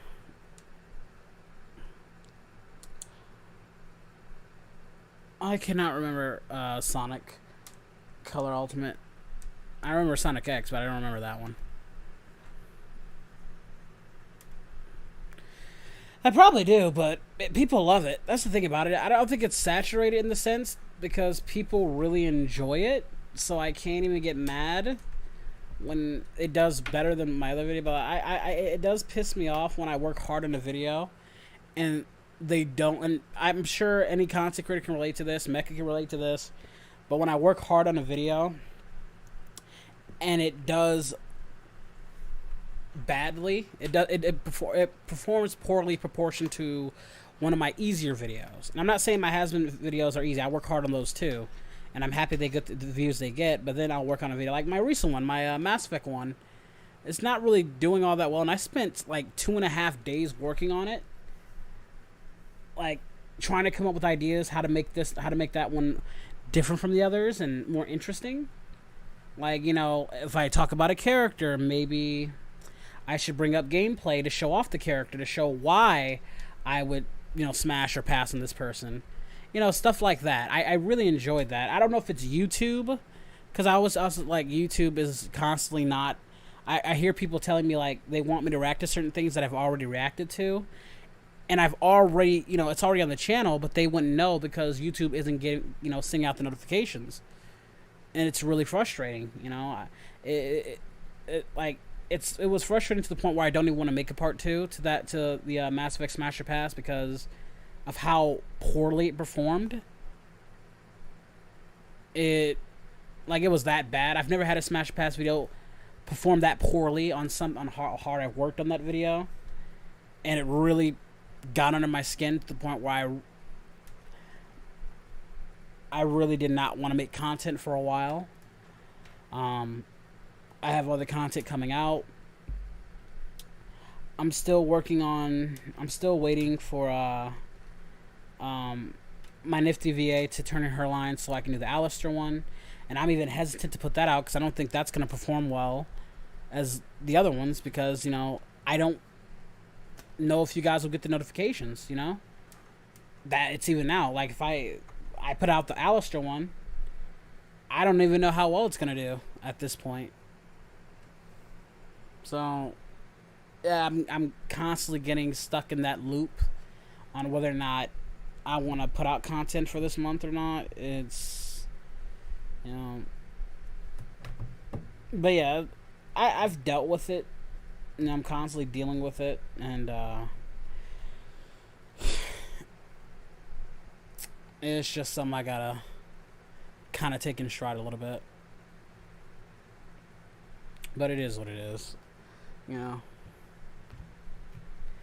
But I even like my animations. Like, sometimes I'll put out good animations, like, but when I see them, they don't perform to the level of the money I put into it. Like, I'll make really I'll like commission for really crispy animations, and they don't even do as well, you know, as my Hazbin videos or my Smash or Pass videos. And, you know, you would think animation, you know, like, those would perform way well, and I try to make them short too, so it's more consumable content for people, and they'll get maybe 5, 10 at the most views, and it's like, man, I don't know, you know. It kind of makes you mad when you do a project and you put so much into it and it doesn't really do well because you put so much money into it. It's like, I kind of, this is why I don't want to put a lot of money into certain projects anymore, because it's just eating away finances at this point. If, like, should I really spend $1,000 for an animation that's probably only going to get 10K views? It's not a good way to spend your money, right? I could be using that for other things. I could, like, maybe spread it out and invest into other things. You know, I spend money on voice acting, animation, artwork, like custom things to make, games, and sometimes I can't recuperate that money back because it just doesn't do well, even though it's good content and people tell me, I get, you know, it's good content, but if people don't see it, it doesn't matter. You can have the best product in the world, but if nobody's watching, it ain't worth much. I think a lot of YouTubers go through this. It's a tough pill to swallow at times. I've seen Mecha, I've seen Koi, CL, Bardock, Zami, all, like, express these things. I think, yeah, Mecha brought it up, like, with her Road to Redemption. Like, they've all expressed this, you know, and I'll tell them, honestly, I really don't know what to tell them, because I wouldn't even know how to handle it, if, you know, because I know how much work they put into their content. They put in a lot of work, and I get upset with them when their stuff doesn't do well, because I know how much work they put into their content, and I've been there. Like I said, I just went through it with this one, and I kind of just sit back and relax. All right, okay, maybe this isn't what they want. But then sometimes I'll try to give people what they want, and it's kind of a mixed bag.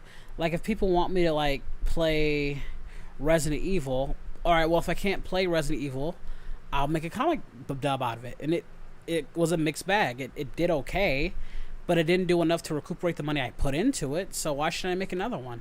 Like, for that Resident Evil dub, I spent, like, almost $300 on it. No, $350 on that one comic dub. I'm not getting that back. It didn't make enough to recuperate the money that I spent on it, so why should I make another comic dub? I do it because I just want to make content, and I want to put out the best product for you guys, but you know, it kind of overrides my logic, you know, my sense of urgency when it comes to spending money, you know, like, and my creativity, you know, also when you, yeah, and I spent money on that, Mecca. Yeah, my comic, only did like 5K, and that's $350 of work that I spent into that. Not to mention, you know, voice actors and all this other, paying voice actors and stuff like that. Which I'm glad, like, I do cast calls, so it's a lot easier. Instead of just paying people, I can just get them to do it and help me out. But sometimes I'll have to spend money, and yeah, it's it sucks. I'll tell you that much. It really sucks. But what can you do, you know? Hey, Jonah Jameson.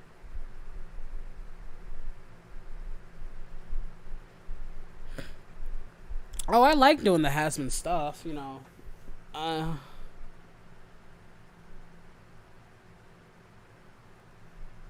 Like, I don't want you guys to get the impression that I don't like doing the Hazbin stuff. I like it.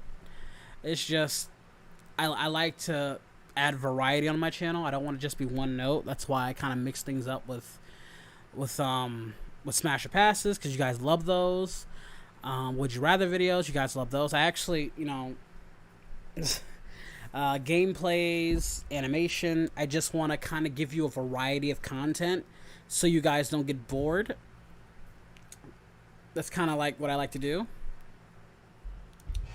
And you guys just kind of prefer one thing or the other. I think people just prefer more the Hazbin content over my animations, over my Smasher Passes, which is crazy. Maybe not so much over my Would You Rather, because those are doing well. But, you know, I don't know. Like, my next one, actually, is going to be Wolfku and the Lady Dimitrescu, Would You Rather. I was going to announce it. I'm getting some artwork done right now. That cost me $60 for personal artwork of her. So I hope you guys are ready for that. That probably won't be out until like next week. Not like the weekend. Not next week, but this weekend. We're going to be doing that. And I hope you guys like it. No, you're right. If you're not, well, I already have a VA. It's the VA from the comic dub that I'm using. From my Resident Evil comic dub, I'm using that VA for Lady Dimitrescu. And I hope I can just do well enough, you know, because, you know, Resident Evil's hot right now, and it'll be fun. Well, I appreciate that, Mega. I hope, you know, I hope you like it. You know, I just at this point, I think I've hit like a box when it comes to my creativity, and I'm constantly trying to just throw things at the wall to see what sticks. Hey, Bardock, good morning to you. So that's kind of like where I'm at right now. So I'm just kind of, because I keep going back and forth with my ideas. Like, there are things I want to do on my Patreon. I'm trying to juggle that out.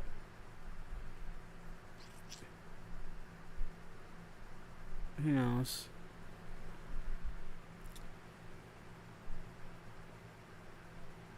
It also doesn't help. I think the heat is getting to me too, because it's very hot here. It's actually now just started to cool down to where, like, I can sleep in my room, because, like, I haven't been putting out much content because my room would get so hot it would become unbearable to even sleep in it, let alone even stand in my room. Like, I couldn't even, like when you, like, you know how you're in your room and you get the heat, you feel the heat wave, but then when you walk out the temperature changes. That's how, like, hot, dangerously hot my room was, and I can't be around all that heat. So that's why I've been taking kind of a break.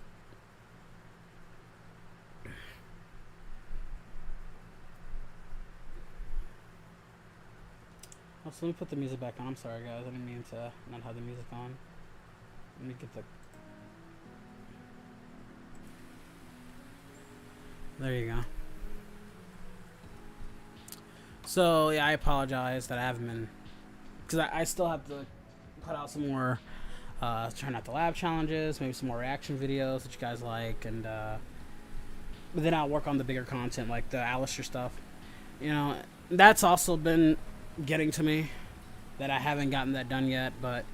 you know, because I have to work with my VA's schedule, and they're dealing with their own things in life, and I have to wait. But I really want to get that out to you guys, so having to deal with that is always an issue. But it is what it is. But that video should have been out months ago. You know, getting demonetized really derailed my channel, and I'm just trying to get it back to normal. I've been helping people. I've been just dealing with a lot of stuff.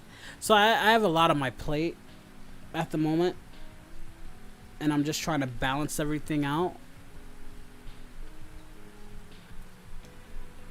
I think that's why my content also suffers, so that I don't think I'm performing at my best personally. So...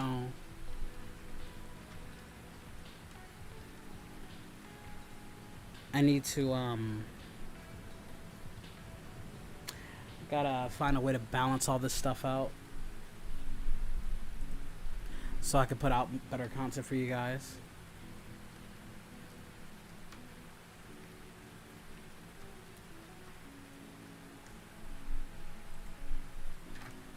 Hey, Bardock, how you doing?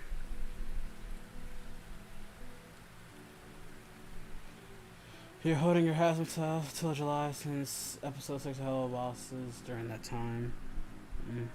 Well, yeah, I'm already working on the Hello Hazbin series. I already got some people in mind, but we're still trying to find VAs. It's kind of in that stage right now, finding the VAs. The toughest right now, I can tell, are going to be Blitzo and Moxie, because Moxie has such a distinct voice, and I really want to go for the Richard Holzwit look, but I'm still going to be looking around, and then I'm going to be looking for Blitzo. That's going to be interesting to look too. But right now, I'm just going to kind of put that to the side anyway, because I don't plan on doing that for a few months until I get the Hazbin stuff done. And even then, I don't even know if... I don't know how much longer I'm going to do Hazbin stuff. Who knows?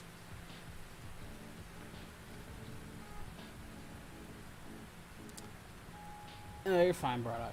You're fine. But it'll go as long as it can. But yeah, I think I can get...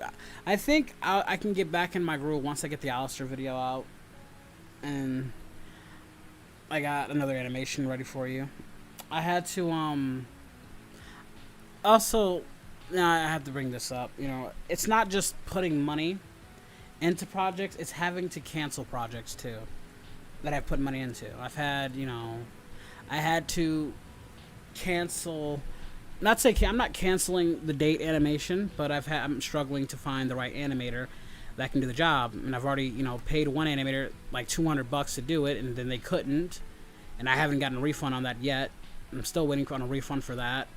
I had to cancel Dragoncraft series because the artist was he was more wrapped up in doing other things, and I lost my patience and I just couldn't do it anymore. So I had to cancel Dragoncraft, which I apologize for because I was really excited to do that. But yeah, so I guess also having to cancel projects takes its toll on my psyche too, especially when I have an idea and I can't get it out because the right pieces aren't coming together. So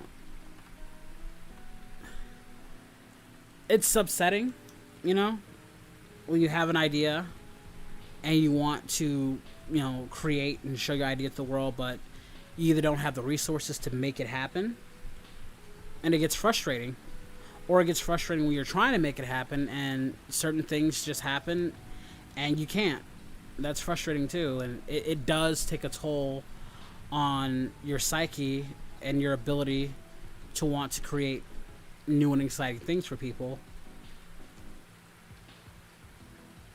I think that's what I'm going through right now. And I'm at that road where sometimes I question whether or not I can make good content for you guys anymore. You know, I don't upload as much as I used to, which I think is probably a good thing.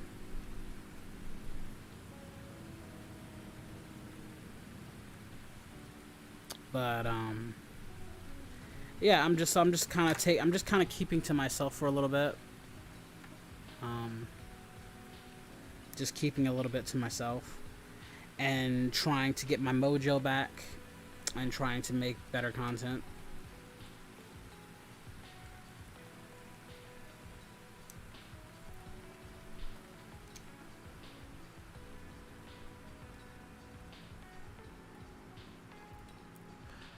I appreciate that, cute. Oh, hello there, Visky.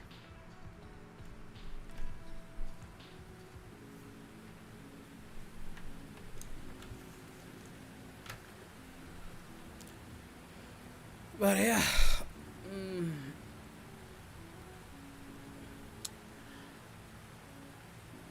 honestly, I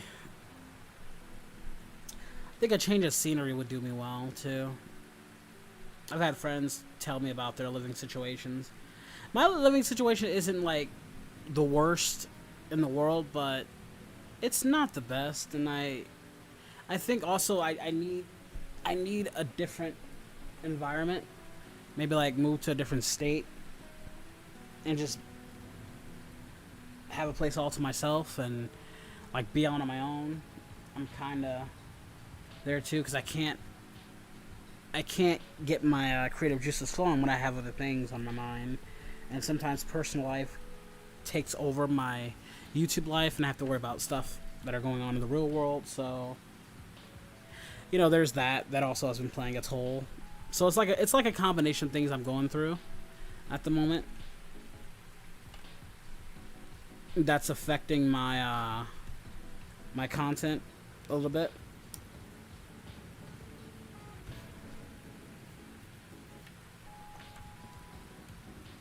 Move to the UK, Abridged. We get coffees.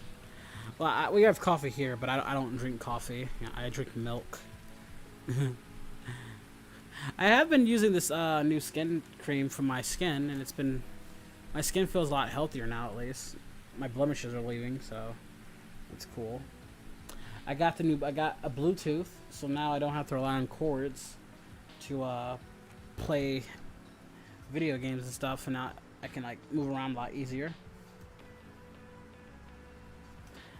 A little uncomfortable though, but they do the job pretty well. Oh, don't you hate on milk? Milk is good for your bones.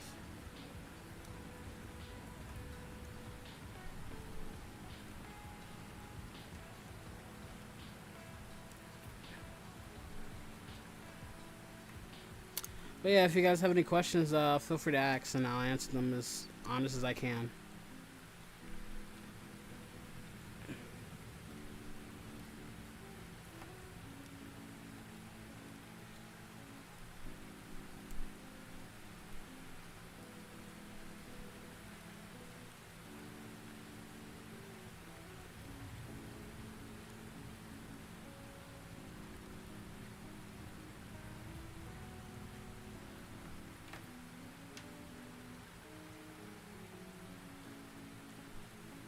Neither. I don't really feel like hugging or cuddling at the moment. Just kind of...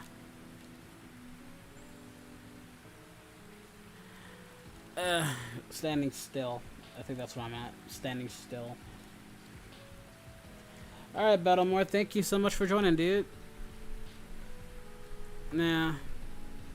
I'm sure it's not the last project I'll end up canceling, Bardock, but I just don't like putting money into a project and then having to cancel it because of certain circumstances or people or whatever, and then I lose my money in the project, you know. And it's not just my money, it's the money you guys donate to me, so it's not just my money, it's your guys' money too, because you guys donate to me. and I try to use that content. I try to use that to get more content. So I don't like the idea of losing money on things that you guys give me. So that's just kind of where I'm at. I've lost 2 animations. I still have 1 in the works, so that's gonna be I hope I can, you know, get that done. In total, should be good in 2 days. I have a Would You Rather video in the works. I have 2 actually. The Alastor one and Lady Dimitrescu one. So I still have lots of stuff I'm working on, at least.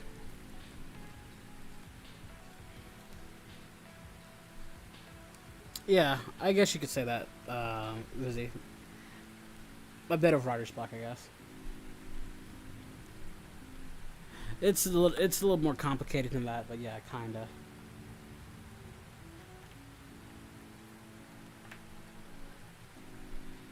But I think what I need, in all honesty, is a change of scenery. Living in the same spot in the same area for as long as I've been living is just it blocks my I'm constantly surrounded by people that I don't want to be around, and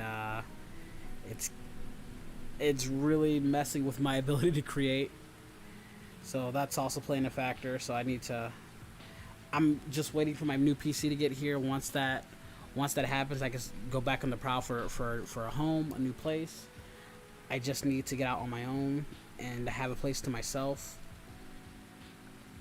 So that's kind of what I'm trying to do right now. And I appreciate that, Visky. I don't think I don't appreciate. I appreciate that.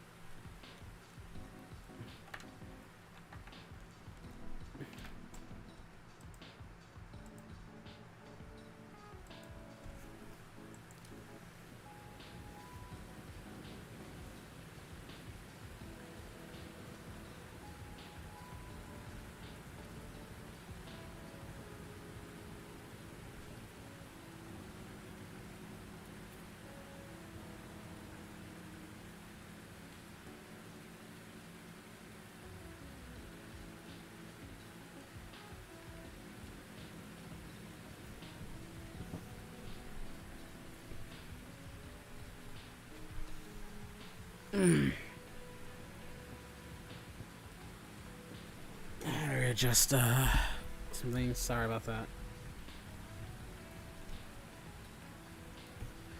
Maybe I'll start bringing back some stuff. Maybe I'll bring back the Let's Reacts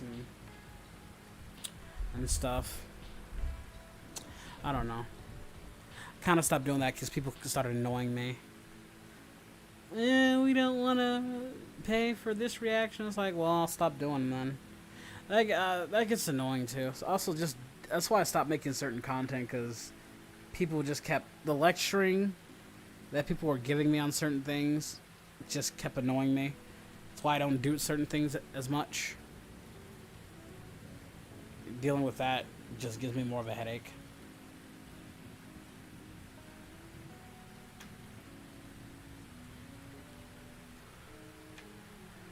Yeah, hey, Sedetic. Well, no, I actually started my stream around roughly like 3:30 in the morning. Maybe a little before that, but yeah. We've just been having casual conversations. How have you been, dude? I hope things have been going well for you, because I've just been kind of all over the place with my issues.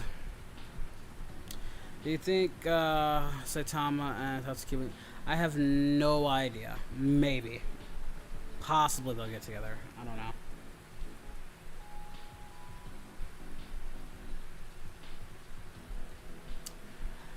You know, people's wants and people's needs go hand in hand a lot of times, Vitsky.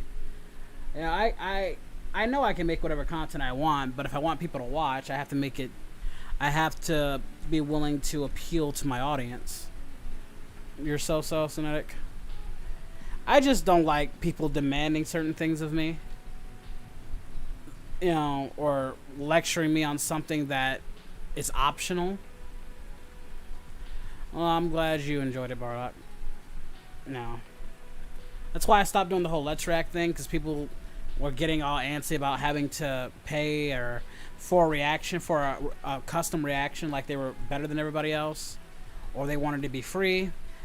Like, if I did like free, I do free reactions on my main channel. But if I did reactions that everybody wanted to watch, that would take hours and hours and hours of time that I do not have, nor do I have the patience, because people want me to react to stuff that I really don't care for, and I don't like, and it gets really messy. Like, some stuff I do like, but there are a lot of reactions that I don't care for, and I don't want to come across as mean if I watch some content that they try to show me and I shit all over it. I don't want to do that. Then I'll come across as the bad guy, and it becomes a big thing. So that's why I do the whole paid donations thing. It's funny. I don't think Prince Vegeta or anybody or CL gets this kind of lecture, but I did, and it's just like, oh my god. It's like, same thing with like the gameplay things that people want me to play. Like, they get upset because I don't play the game they want me to play, but when I charge them to do it, they get upset about it. Not the ones who actually do it, but the ones who want me to play their certain games. I'm just like, really? Like, what's so special about you? That's just, it gets annoying. And it's like, why do I keep doing this? It's like, they want me to play this game, and I don't like that game, or I don't know of that game, or I have no interest to play that game, but they want me to play that game because that's what the game they want me to play, despite the fact that I really don't want to. So then when I offer them an alternative, they get upset about it. And well, it's like, dude, you're not more special than anybody else. I don't know.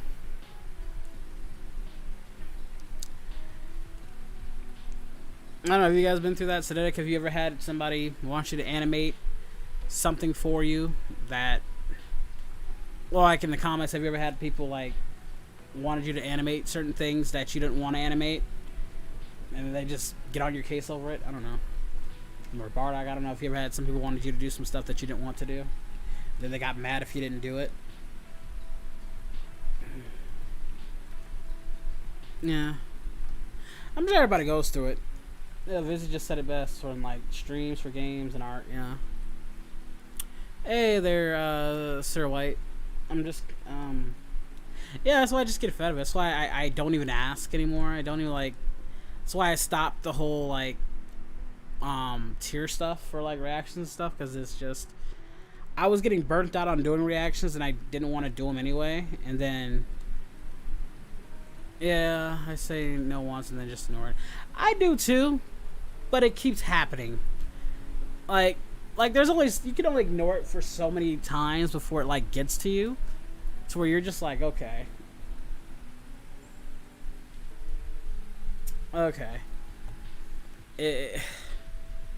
Because if you try to go back, you come across as the bad guy, and I can't do that. I don't like to put myself in positions where I could end up being the bad guy, because then people will try to spin it a certain way, and I don't need that. The most times I would get for people who would tell me to do a Let's Play with you, or I'll unsubscribe. Like, those people, I just tell them to do it. I don't care if people unsubscribe if they don't get what they want. If they want to act like a child, then leave. I don't need a child subscribe to my content. And that's no disrespect to children, because I've seen kids that handle a situation way more mature than some adults, you know? I mean, like, what can I do? Like this, like, it's like the people who have this sense of entitlement that I don't like, and they don't even know how they're acting sometimes, and I just like, okay, dude. I'm like, okay, bro.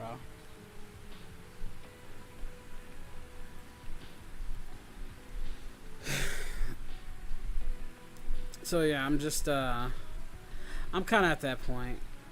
dealing with people. Or like they'll ask me to collab with certain people that I have no business or no intention of collabing with. I'm not gonna say any names because that would cause all sorts of drama. And you guys know I don't like drama. But yeah, I get asked so many times to collab with certain people that I probably will never collab with, or I have any intentions of collabing with due to certain issues that I have with them. It's just not gonna happen, you know? And they don't know, you know, I can't get mad at them because they don't know the situation, and if I don't, and it's not like I can tell them, you know, I can't tell them why I won't collab with this person without coming off as a dick or coming off like or like without it being like this big thing, because then word spreads around quickly and people try to blow it up to more than what it is. So I have to deal with that as well, and that's very, very annoying. Like I've gotten so many collab requests from different people of people who I hate. It's not like just a like. I have gotten requests for people to work with people that I absolutely hate. Not gonna say any names, but yes, there are there are YouTubers out there that I just simply don't like, that I hate, you know? But I can't name any names, you know? LOL, one guy was really annoying in one of my streams. I timed him out, he came back, and he said he'd unsubscribe if he ever got timed out. I timed him out instantly. Actually, I would have banned him. You were lenient, Genetic. What I would have like, oh yeah, really? Well, here you go. Here's a ban. Bye, bitch. You know. Like when somebody says that, I just, you know what's crazy about that, Genetic? Like they'll say that, then they'll make an alt account and they'll be like, oh please, oh I'm so sorry, I didn't really mean it, dude. Like I'm really sorry that you got upset. Or either that, or they'll get very vindictive and they'll go to your videos and just downvote them because they're so pissed off at you for their own screw up, because nobody ever wants to take responsibility for their actions. I've dealt with that. I've had videos made about me. Like I've had full blown videos of people trashing me, and I'll respond like maybe one time, but most times I just don't respond because I don't want to give them attention and stuff. Yeah, requests for people to... I've already collab... Dude, I've gotten a lot of requests. People have asked me to collab with you like multiple times. I'm like, have you not seen Goku's Choice 1 and 2? I've collabed with my boy Genetic twice, and I was happy that I got that, because I'm glad you guys like us, but, you know, we have other stuff that we're doing, you know? It's mainly like I get collab requests for work with you, with CL, with Crossy, and all these other... And it's like, I've worked with you guys a lot, and don't get me wrong, I love working with you guys. I really do. That's why I'll always come back to you guys at some point. But I also like to work with other people and newer people, you know? I want to expand my horizons, and like I have some other people that I haven't even collabed with yet, and they want to collab with me, but I can't because it doesn't align with the schedule that I'm already doing. Like, I have a video with Megami33 at some point that I haven't gotten out yet. Spoiler alert, yes, I'm working with another member of Team 4-Star. I mean, it's great, but then I have other people who want to collab with me, and I can't yet because I haven't gotten certain videos out. I gotta get those videos out before I can put my focus on these other, you know, people, these other YouTubers and stuff. So...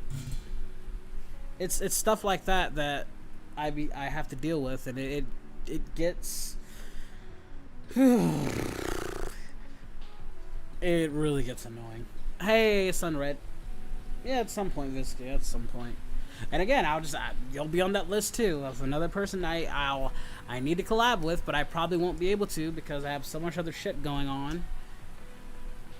You know, it's stuff like that, you know.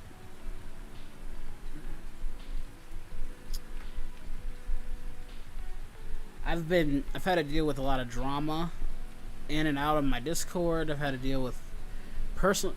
You ever get like invited into drama that has nothing to do with you, but people pull you into it anyway? Those are the ones I hate the most. Where, like, the situation has absolutely nothing to do with you, but somehow you're just pulled into it. Whether they want you to mediate it, or maybe they try to get you involved, and it's just like... why? Why?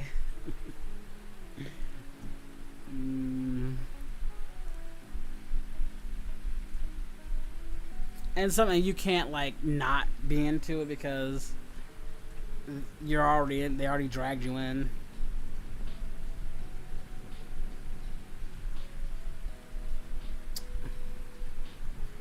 I try to, but I refuse. Meanwhile, it's not one of those situations where you can say like no to. Like, I know the ones you guys are talking about, Vizzy and Cinetic, because I do it too. I like, if it's drama that I can avoid, I avoid it. But when it comes from like your closest friends, and they have to get you into it where you have to kind of get involved, it's like, because then you'll feel bad if you don't do it. Like they aren't trying to get you involved, but they kind of have, and now you have to deal with it. It's like those kind of situations where it's like it's coming from your closest friends, and they really need your help, but you really don't want to get involved. You know, like they're not guilt tripping you. You'll just genuinely feel bad if you don't help. Trust me, I've had to deal with a lot of people's fucking problems that I really sometimes don't want to say anything on, because it's just like, I feel like I'm very repetitive in what I tell people and they don't listen. Yeah, like that, Bardock, you know. Yeah. Plus, I'm too nice of a guy to not want to help out. I think that's why people gravitate towards me. Like, people like to come talk to me about their problems. Bardock's done it. Visky's done it. A lot of my close friends have done it. And, you know, I accept them. You know, I accept them with open arms. I don't, you know, because as a friend, it's your job to, you know, be there for your friend when they need your help. So, in that sense, I have no problem with that. But at times, I feel like sometimes maybe the advice I give, I just shouldn't give out advice, because A, they might not take it, and B, it might not be the best advice. So I kind of just listen now. I've kind of devolved myself into just listening to my friends' problems. That's kind of where I'm at now. I won't offer any solutions, because what the hell can I do, in all honesty? In all reality, I can't help anybody straighten out their life. They have to straighten out their own life. You know, what all I can do is just lend an ear, listen, and that's pretty much it. Well, that's Dragon Ball Z Big Green Dub.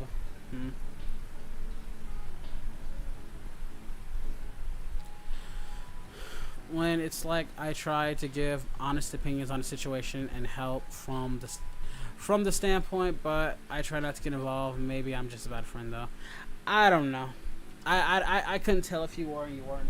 We don't talk in DMs enough for me to make that judgment call, Cinetic.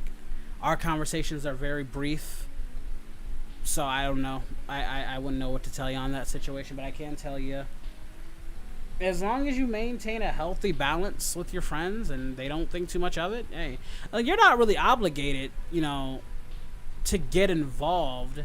I mean, it really doesn't have anything to do with you. You get involved because you want to, but if you don't want to, you're not obligated to do so, especially if it really has nothing to do with you. Like, unless, like, maybe, like, they're getting beat up and you, like, kind of just watched, then yeah, you're kind of a bad friend there. But if, like, it's a situation of their own making, that's kind of on them. That's kind of just is what it is. Like, so, you know, I would say if they're still cool with you, you know, hey. And honestly, you have to learn to separate the real friends from the fake friends. Like, before all this YouTube stuff blew up, I had elite friends. I had, I shit you not, Cinetic. Like, before all this shit was going down, when I was, like, doing before the Dragon Ball channel, I had a group of small YouTuber friends. Bardock can attest to it. He was one of them. Out of all of them, my realest friend out of all of them is Bardock. He's the only one from that original friend group that I truly consider a true friend. Through circumstances, I just couldn't connect with the others, or had a falling out with some members, and some people left. But Bardock, out of the last 3-4 years, he's been around. So that's why I judge. Like, you look around and you see who's still involved. Obviously, I'd help that. I don't want to be involved in a he said, she said drama. Oh, those are always just the worst. The he said, she said. When somebody comes to you and they're telling you about this stuff, and you really don't know the situation, and then the other person came in, and then you get their side. And it's always good to get both sides of the story, because you don't want to just take one person's side unless it's like concrete. Like, they have actual evidence of the situation to the point where it's like, okay, you don't need to hear the other side. But if it's a he said, she said situation and you don't know, it's the worst, because now you have to really gather all the facts and come to a conclusion of your own, and you may or may not be right, but who knows. But overall, it's just something that I try to avoid. I just got into a he said, she said drama not too long ago that I had to deal with friends who I won't name, but it was. I really wish I wasn't involved. It was pointless, and I didn't care. I really just didn't care, to be honest with you. I didn't. I was happy that the situation got resolved, but it really shouldn't have gotten to that point. True. There are always some truths on both sides, and then some in the middle. I agree. Hey, Cyrus Vanguard. But what can you do? But that's my point. Like, what can you do in those situations? It's like, if you try to play the neutral side, sometimes both sides will think like, oh, you're taking their side, or why aren't you taking my side? It's like, dude, I don't freaking know the real story. That's why I like to, but people don't want you to be neutral. They want you to take their side. Like with me, if stuff came out about me, I don't want you to take my side. I just want you to be objective. Like, I like people who are objective. Like, they don't have to innately take my side. I appreciate it. I appreciate if a person takes my side, but I respect a person more if they're neutral and they get the facts. You know, like, that's my thing. My take is, you don't have to believe me. Just hear me out and then come to a conclusion on your own. Like, I like that. I'm more inclined to respect people more when they do that. Don't get me wrong. I want people on my side. If I'm right, I'm right. But at the very least, give me the benefit of the doubt. Yeah, I hate getting pushed into situations. I've been pushed into a lot, and it's just annoying. This is why I don't work with certain people. There's been drama. There's been a lot of drama that has nothing to do with me, but then I get. You know what I really like? You know what I really hate, Cinetic?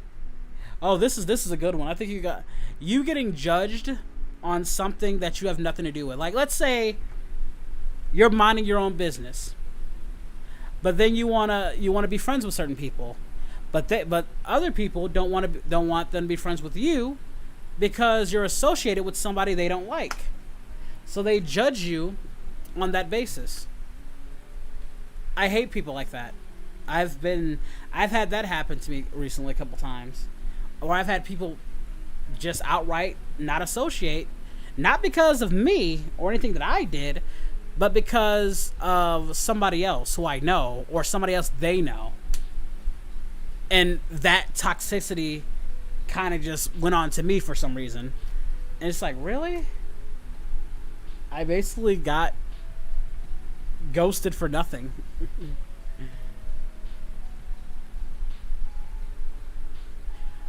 And I've dealt with those kind of people. I've dealt with YouTubers like that. I've dealt with content creators like that. And all I can say is they can go...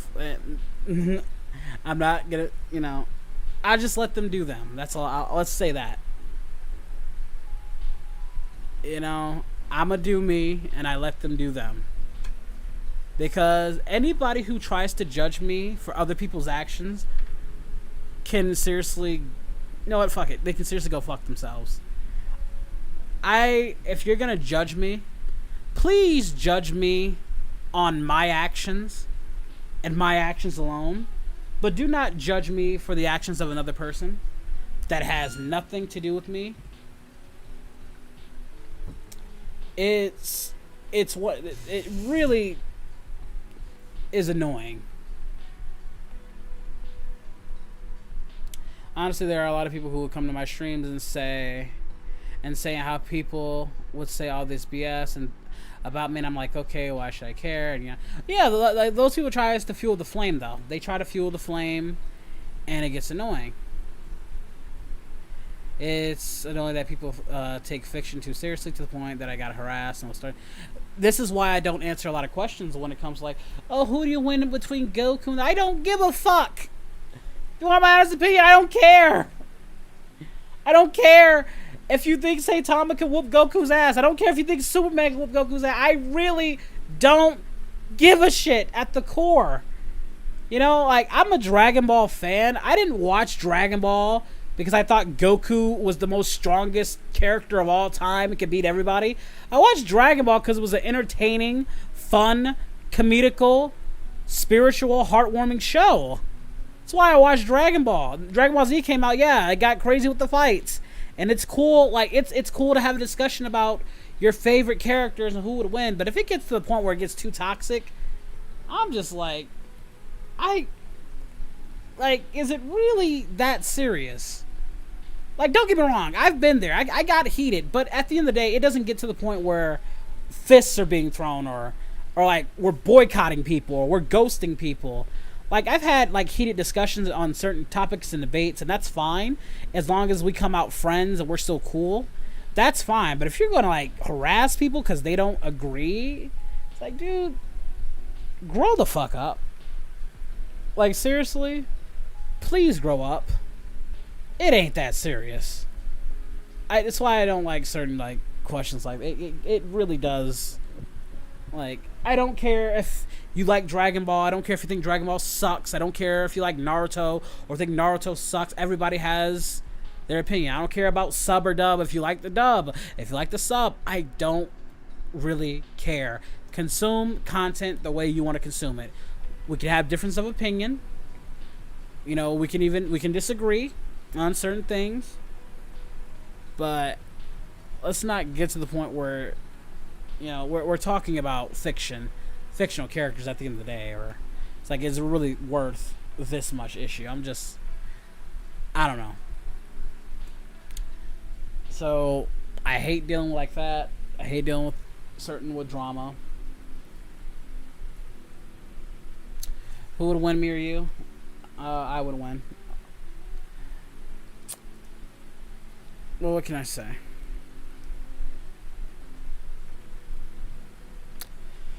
In dealing with drama and all this other stuff, what can you really say?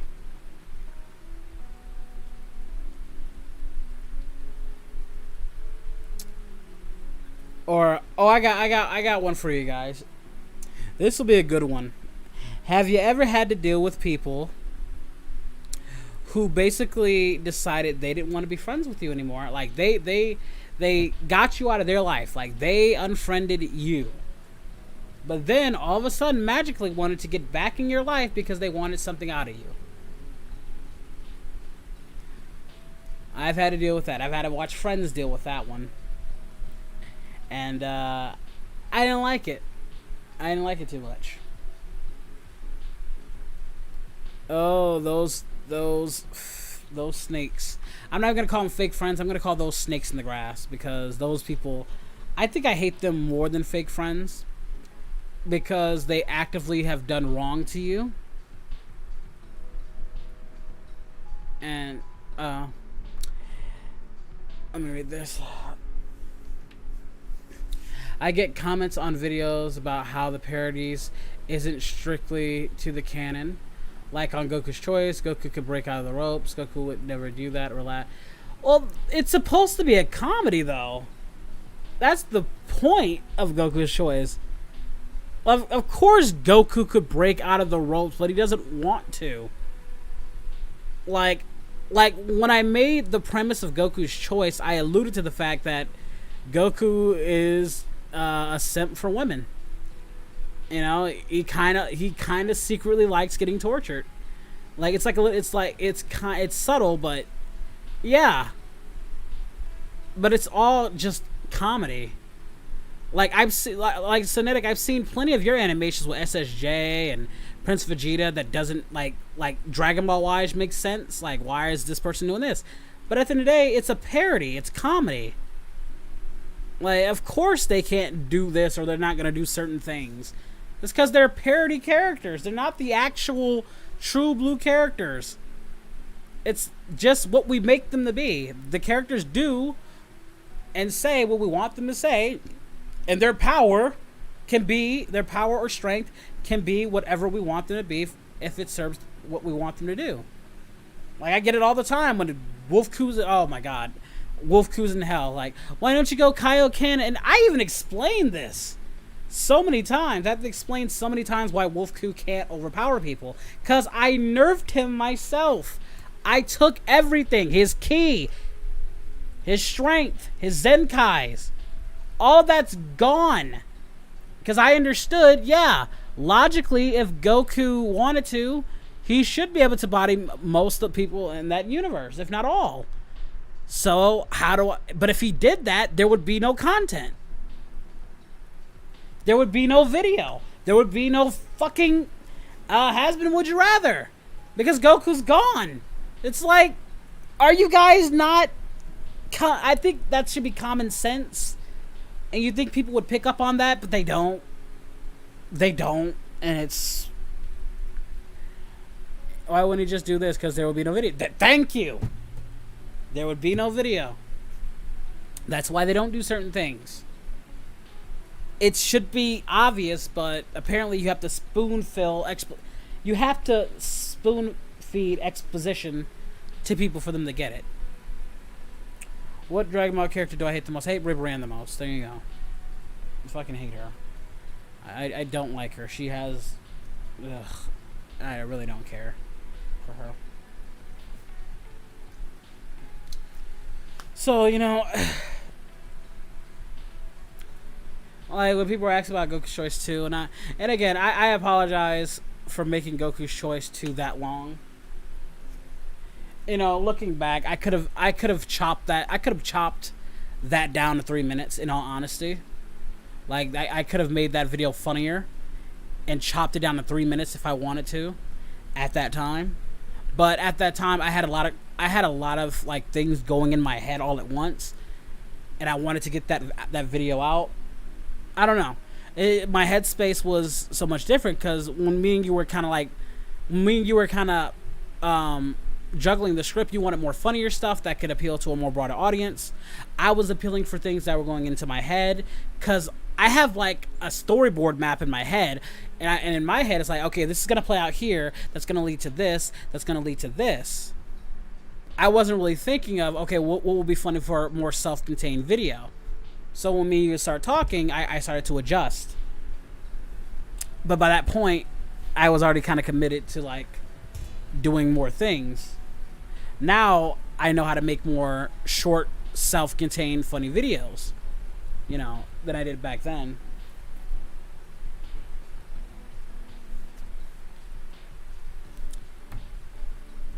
And you know, now I gotta do more stuff. I need to find people who does source film 3D animation so I can start commissioning for more stuff. I want to start doing more animation and writing more stuff.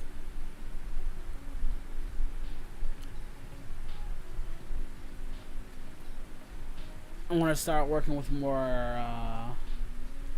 Maybe I'll start working with more members of the Team 4-star if I can. I've worked with Moscow.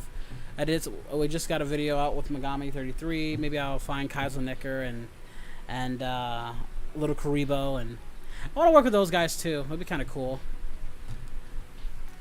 Maybe at some point in the future. Who knows? Yeah, it's kind of hard to make a video. Self-reliant, continue. Yeah. Well, with me, my stuff be long. Like, I have like these crazy ideas that are very lengthy in nature because they have it's like they have a point to them, but I need the content to be consumable. Like my Would You Rathers. Take my Would You Rathers for an instant. They're long videos because they have to be. Because I'm making a story out of them. Like, because I wanted something you could build like an animation around or a story around. But those are like episodic videos. You see how each of them are almost like 15 to 20 minutes long? You know, now imagine animating all that. It'd be fucking insane, wouldn't it? So now I've gotten to the point where I can condense it. Like to 2-3 minutes. At best 5, you know. Oh yeah, like people have been wanting to do some Five Nights at Freddy's stuff. 5, 30 minutes. Yeah, I have some people, but they're all basically like not safe for work, and they're very like short animations. I'm like talking like 20 seconds, 30 seconds. Like my videos kind of cater in between the 1 to 2 minute mark. But what I might do is I might talk to some of those animators and have them animate 30-second videos for me. And I might do like some mini Five Nights at Freddy's stuff because everybody loves my Five Nights at Freddy's videos, and I can make a 30-second video and start doing YouTube shorts like that. Actually, that does give me some ideas. Now that you got me going.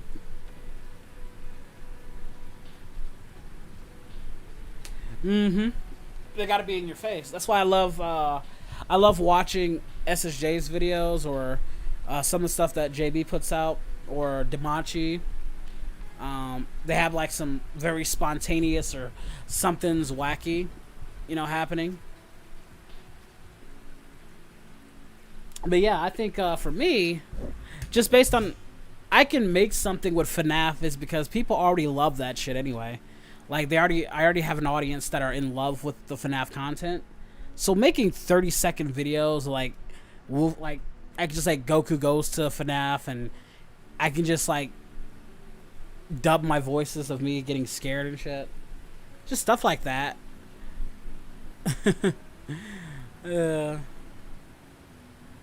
I'm sure those videos will do fine. I just haven't really thought of it because I'm still focused on all this other projects that I want to do. Like people are asking, are you gonna make a Goku Shorts Part 3? I don't fucking know. I have no idea if I'm gonna make a Goku Shorts Part 3 because I don't know when you'll ever have the time because you're busy as fuck. 2, if I do, I have to conclude it because 3 would be it. 3 would be it for me. And I don't know. See you later there, Golden Bulls. Like, when we made Goku's Choice, like the first one, I had a 5-parter concept. But after 2, I was like, I kind of just want to end it. If I make a 3, it would have to be something spontaneous, like you said, consumable. Like maybe all the girls, but even then, that's a lot of characters too. Like getting Chi-Chi and 21 and 18 and Bulma. Matter of fact, if I were to make a Goku Shorts Part 3, it would have to just be Goku and Bulma. that would probably be the climax of it, because the one joke that I'm glad we did, that we kind of stuck to, is how does Bulma keep showing up? So maybe, like, I had this idea where it kind of plays off into, like, it actually plays off into your, like, your older videos where Vegeta walked in on Bulma and Goku. Like, maybe it kind of ends up that way. Or something like that. Maybe it kind of leads into that. It could be the catalyst that makes that video what it was. And then Vegeta walks in and, you know, ta-da, I don't know. I don't fucking know. But that's just one of many ideas of how I could have ended Goku's Choice, Part 3. Goku traps Bulma. Yeah, like I said, I have plenty of ideas, but it has to be with Goku and Bulma. And honestly, if I'm gonna do that, I might get Megami. Megami 33 would have to be Bulma. As much as I love 21's voice, for me, I kind of want Megami to do Bulma for that, because I have so many. There's so many things I want, because her deliveries are so on point. Just give me a lot of ideas. Yeah, give me a lot of ideas, won't you? I don't know, but all I know it is with Goku tapping Bulma, knocking them ankles loose. Goku is knocking Bulma's ankles loose. I can tell you that much. I don't know. I'm gonna get to it, but I'm gonna get to it at some point. And Goku knocking them ankles loose, and Vegeta finds out. So, just saying.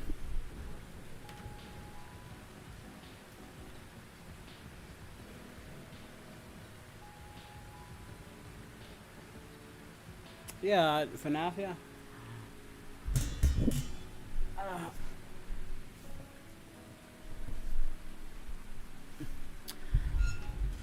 I love working with new people. If they're YouTubers I want to work with, well, I work with Cinetic.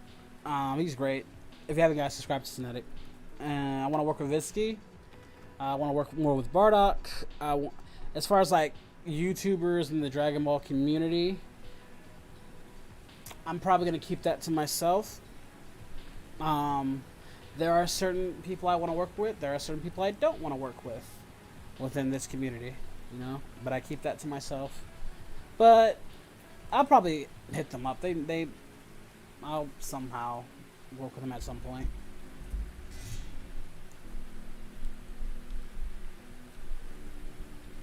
How did me and Cinetic meet? How did we meet, Cinetic? I know you were a fan of me reacting to your content because I said your name. I forgot how I even talked. I really forgot how we met. I don't know. I think I just hit him up and we just kind of vibed a bit. It's been a minute. I've known like over a year now. Like I can't fucking remember.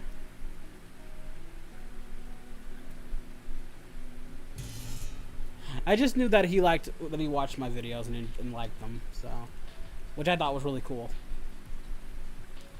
because I watched a lot of his videos and stuff. Like, there's a lot of animators that I know, but I can't work with because they're so busy, or they're like in school for animations.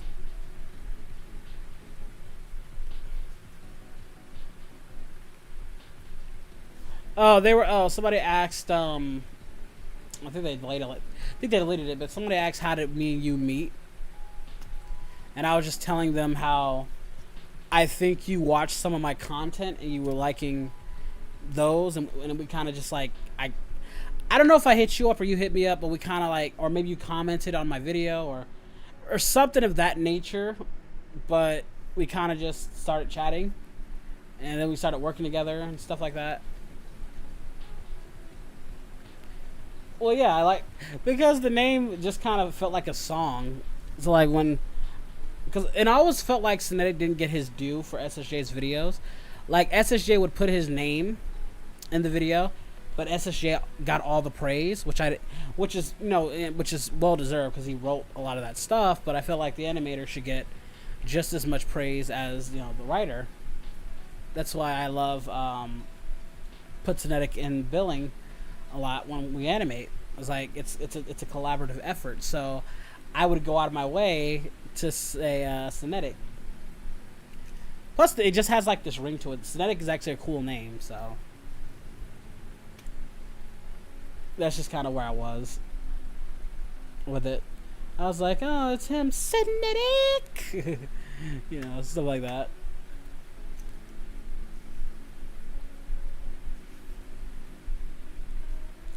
SSJ does do his own animations, but he doesn't do all of them. That's why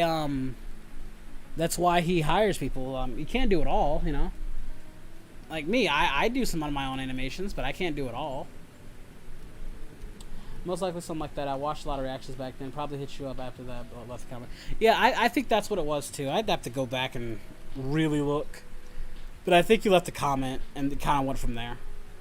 That's usually how a lot of things work, where I'll hit people up in an email or Twitter or something like that, and it just kind of goes from there.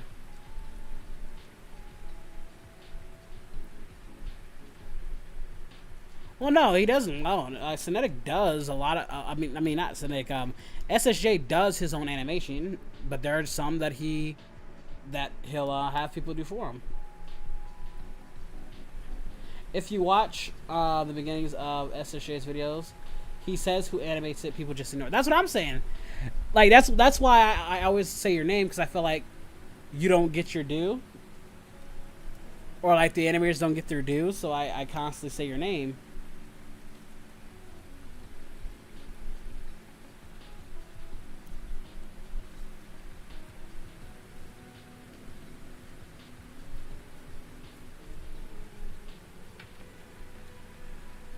So my Bluetooth is going in and out.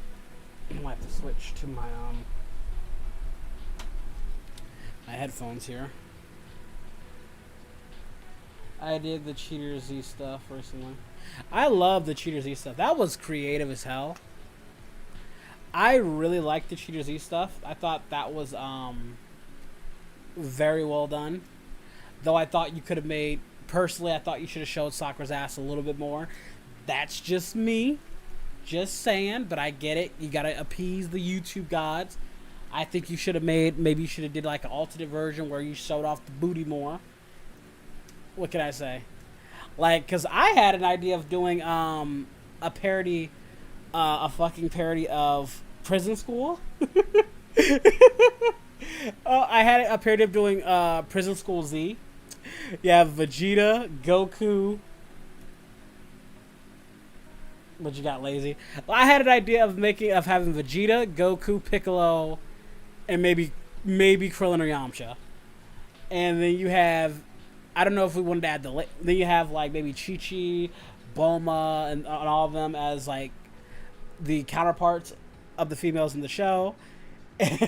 You know where this is going. Either you have freaking Bulma, you have Goku getting lusted over by Chi-Chi, and then Bulma. Should I make 20? I think 21 should be the I forgot her name, the girl with the big tits. And basically, it's gonna end with somebody getting peed on. That's how I know that. But somebody's getting the R. Kelly treatment. I know that much.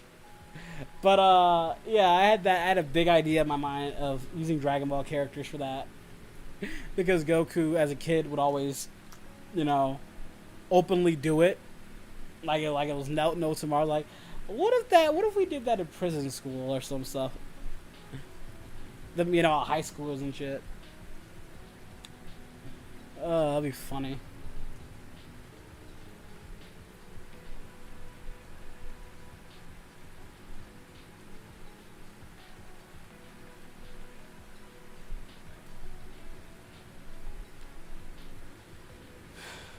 Booty, palsy, all the girls are. Well, that would be a music video, personally.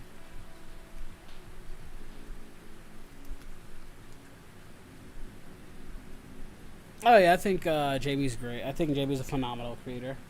I think Bulma Buddy and Gotta Go Fast, they're all really good at their craft and what they do. I like watching their content from time to time. Never worked with Bulma Buddy. I've I've talked and did some stuff with JB. I've worked with Gotta Go Fast. That's pretty much it. I think as far as like my association with them, it isn't like huge, but we're aware of each other. You know, we're very cordial and very nice to each other. I respect them.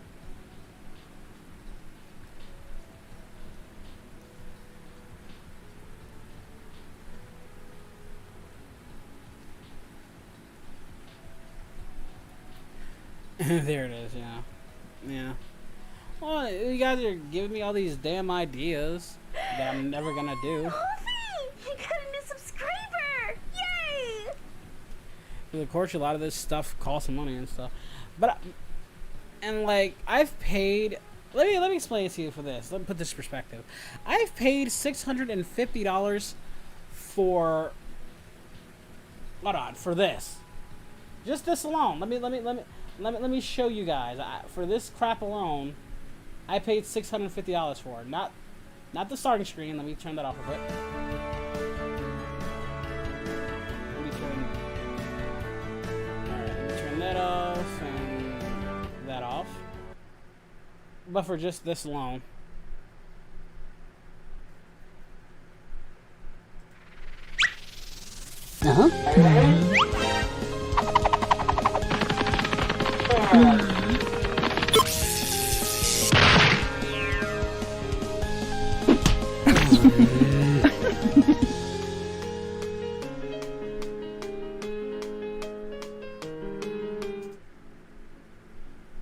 Yeah. And so imagine what I have to pay for even more animation. No.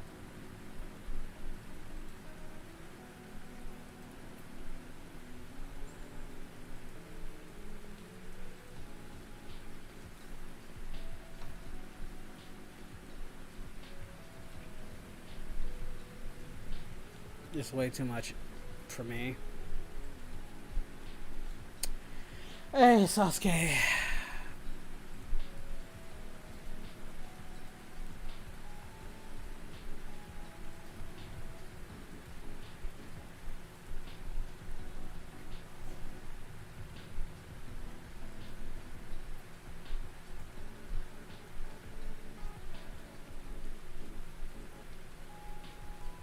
VR plays.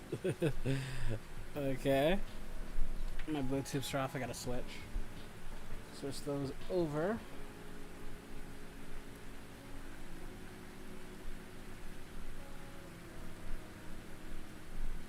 Let me switch these around.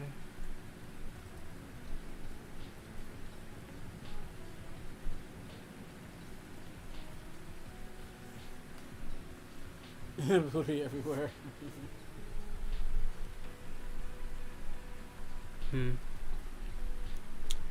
Thoughts of doing projects within video game verses of Dragon Ball? Like a dub or something? I've tried. I mean, I've done like work on the side, like projects and stuff, but never really gave it too much thought in that aspect.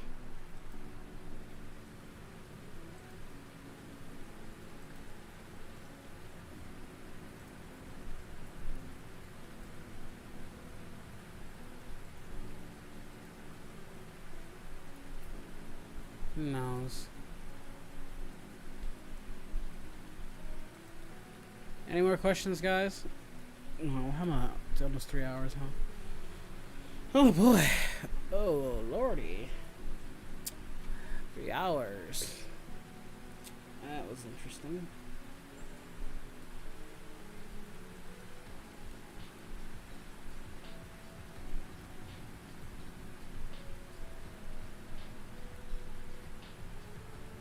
I see Mecha. That was interesting.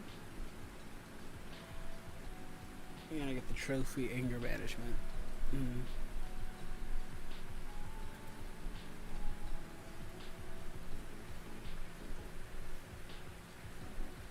Yeah. Yeah. I want to do more skits, though, to be honest with you. At some point, let me get back on VR chat and getting a lot of my friends together, and we can do more stuff like that. I really want to do more skits. I think there's a lot of potential in that I have not accessed yet. A lot of potential in doing more skits. So yeah, that's just kind of where I'm at. But who knows what I'll do in the future. Again, I'm hoping this year, the latter half of this year, will be so much better than the beginning. The beginning of this year, honestly, has not been that great. It started out okay, but then it went all downhill. This I don't know what to make. I don't know what to make of 2021 right now. We're already halfway through the month, through the year. So.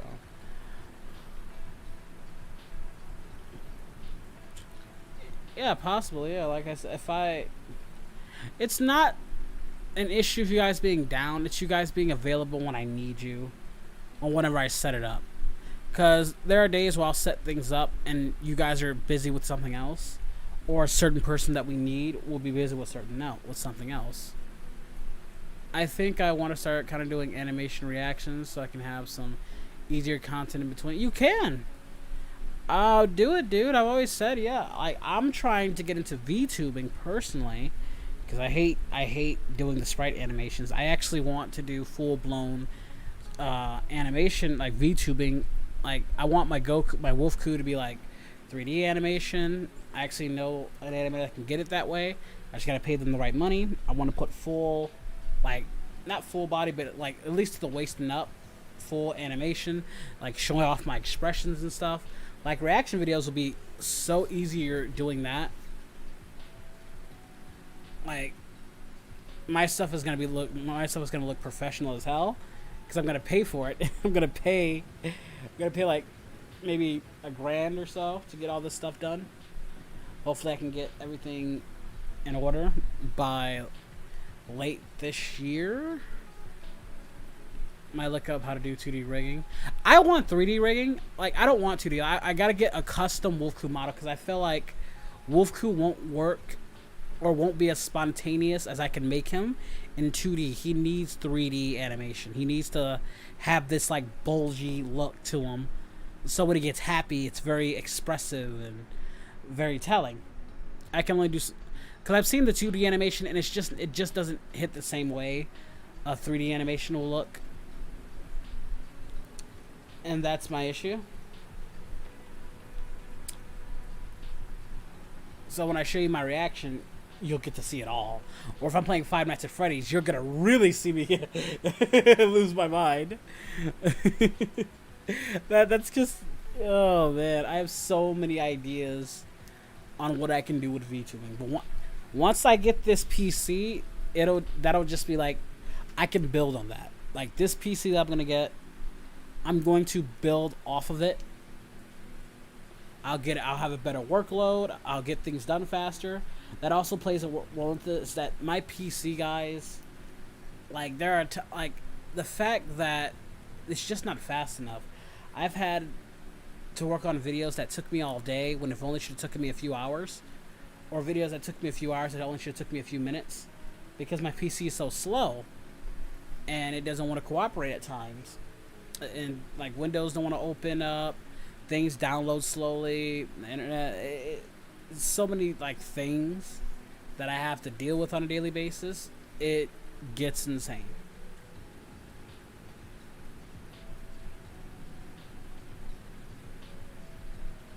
Well, that's what I'm saying is what I'd probably do, I'd probably replay those games in VTuber mode mecha. Like once I get my VTubing model and everything's hunky-dory and it all comes together, I can play those games again. It'd be a whole new experience. I think 2D would work better for my channel unless I get amazing 3Ds. Well, you don't have to start out 3D. It's just my style because I think it works for my character. Your character can work easily in 2D. I think you would be fine. Hey there, Rescue. I think you'd be fine with the 2D stuff. I'm just saying, for me, And what I'm going for, I think Wolfku being a chibi and all that stuff, because Wolfku specifically a chibi. So, yeah, I personally am gonna go with 3D because it's what I'm looking for. I really want that spontaneous, bulgy look rather than 2D look. If I was just doing regular Goku, then I'd probably just do 2D. But since I'm doing a chibi, Wolfku, and I gotta get a personal model on that, oh man, that's gonna be so much fun.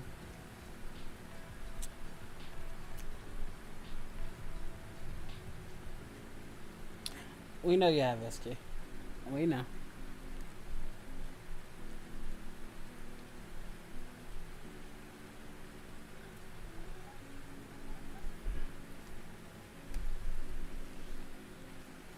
So, yeah.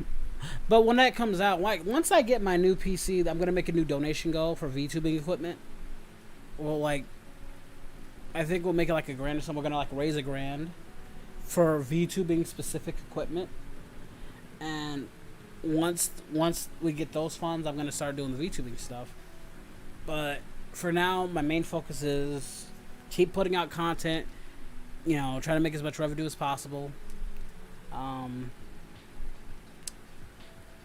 And build on certain things later on. Get my gaming PC, that's out of the way. Get my VR stuff, that's out of the way. Just build on certain things.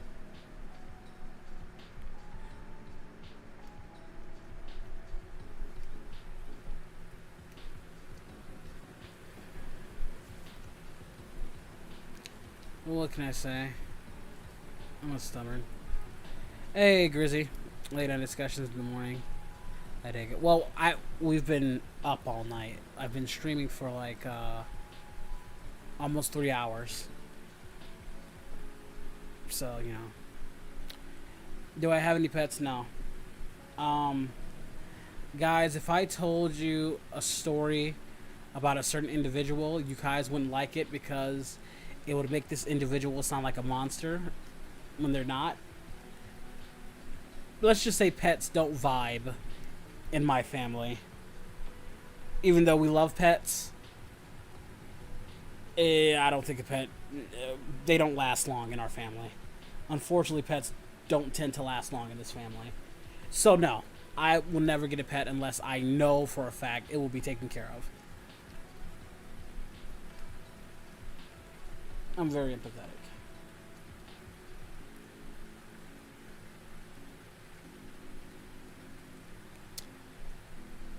Any more questions, guys?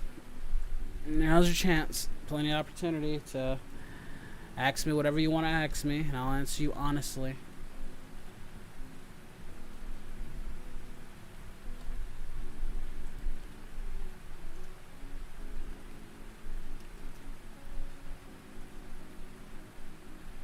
No, I think I'm gonna hit the hay after this stream, but you can probably show it to me later if I'm around. Like I said, I'm kind of chilling on certain things. Cinetic never use Discord. You have a better shot at talking to Cinetic on Twitter, because his lazy ass is never on Discord. I've told Cinetic many times he needs to get his lazy butt on Discord, but no. So I have to keep hitting him up on Twitch. I guess that's how he does his... Not Twitch, Twitter. On Twitter. He's a Twitter guy, not a Discord guy. Have I ever heard of a game coming out called Back for Blood like it's Left 4 Dead? No, because I don't really care for much for modern day games. Any luck with the wrestling lines for Alastor? Want to play some Fortnite? Maybe. I might play some Fortnite if I'm in the mood after this. I don't know. I'm really just waiting for Kelly to turn in her lines. I think she had to go to a funeral. So I'm just waiting for her at the moment. But at this point, I don't know when I'll get them. She said soon, but honestly, at this point, I don't know. And, you know, I have to just wait. And, yeah. Any new reactions? Yeah, I have some new reactions coming soon. Some new try not to laugh challenges. Hopefully YouTube won't be a bitch and falsely hit me for whatever they want to hit me for, like they always do. Fucking know. Honestly, I don't do much reactions because not much content out there that really interests me enough. Because I either watch content on my own because I don't feel like doing reactions, or some of the reactions that are out there aren't just that interesting. I'm sorry to hear about your grandfather.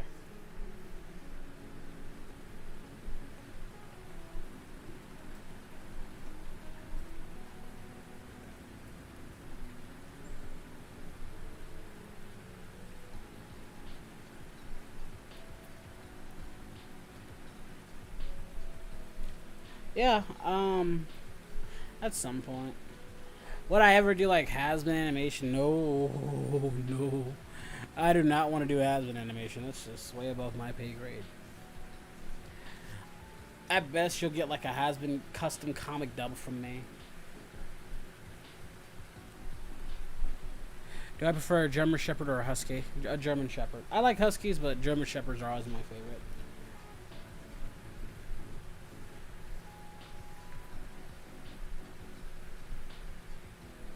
Alright.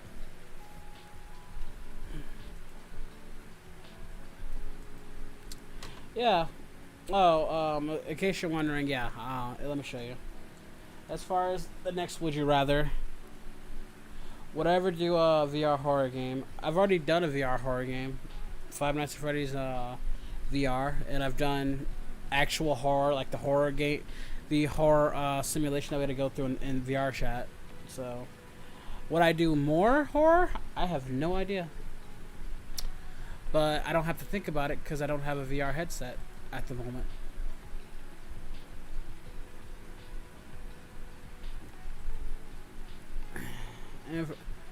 Let me find it. Let me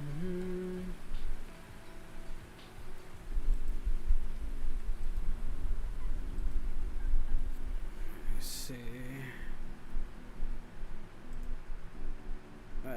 It's just not good. I'll do horror games. Probably never. Unless like people donate for it, which they're just gonna bitch at me for, so I'll probably not be doing those anytime soon.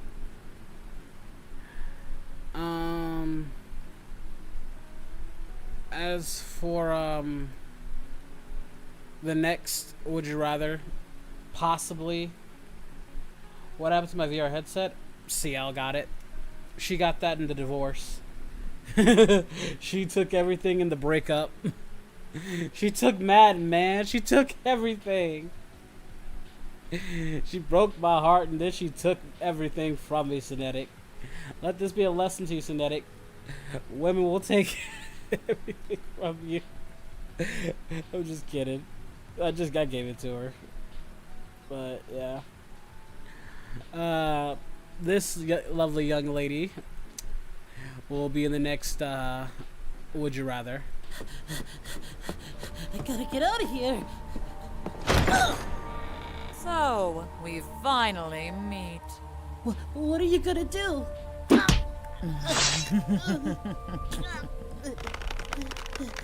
Why, you're absolutely enticing. Wait, I'm sorry. What? I think I'll take you as my pet. Is that something you'd like, little wolf? Oh, yeah. Good boy. And don't worry. Me and my daughters will take good care of you.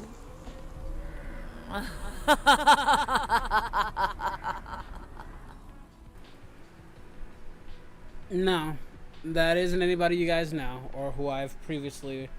Yeah, I actually had to find this person on Cast Call So, I put her a link in the Twitter of her name in the Twitter if you guys want to check her out. She's great. But yeah, I'm going to be bringing her on as Lady Dimitrescu for a Would You Rather. And that should be fun.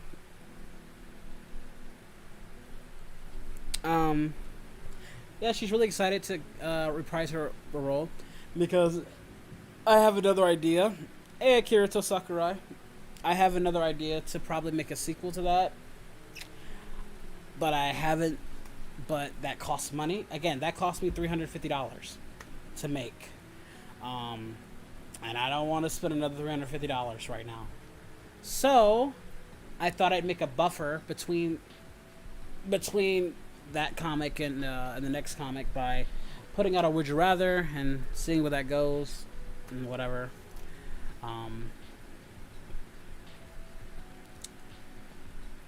She's a great VA, so I thought, yeah, this would be kind of good.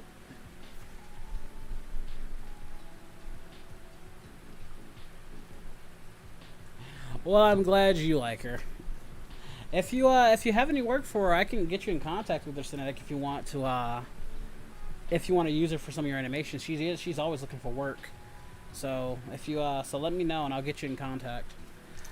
Is there anything you want me to draw? No, not at the moment. I'm just I haven't even used your current drawing for anything because I've been going through my own shit right now. Would Luna make a great girlfriend or wife? I have no idea. I haven't seen their chemistry yet. We don't really know. I mean, their only thing that they have in common is they're both wolves. It's not really a ringing endorsement for a couple. I don't think she'd like Wolf Ku's spontaneousness, personally. But we'll have to see how that goes at the moment. And I've worked with, I love working with, new people all the time. And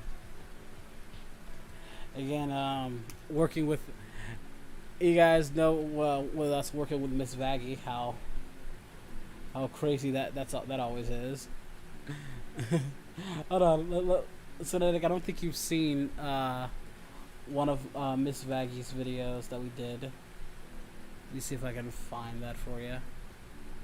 It's always a treat.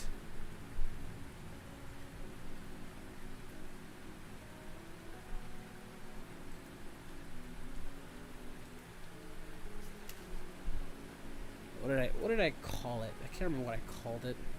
Oh yeah, Vaggie's Obsession. See, I'm already losing my mind because I can't even remember my own stuff anymore.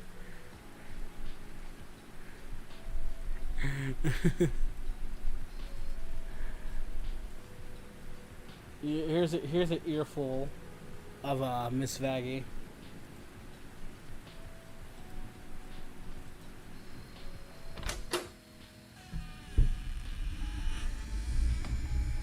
Wolfie, where are you? Come out, wherever you are. Hey, Dio the Immortal. You should know better than to hide from your sweet, loving owner. You should know better than to hide from me. You belong to me and Charlie, Wolfie.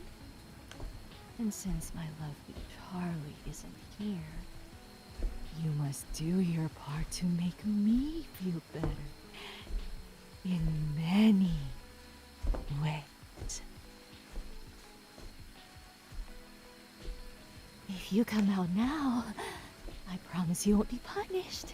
No, Miss Vaggie won't punish her sweet little pet. You know, she only wants to love her Charlie. Well, I mean, they better not get too close to you.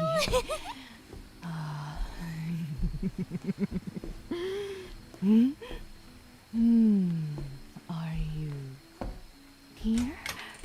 No. Are you here?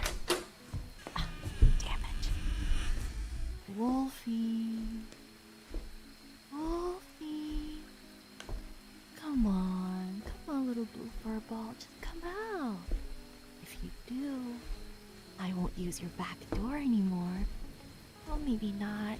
I'll just use a smaller size. It won't hurt. You know, like last time. Or maybe I should make you play with mine again.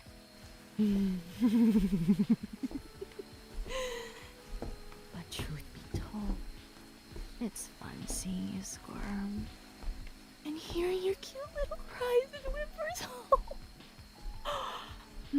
Oh, how it soothes my ears.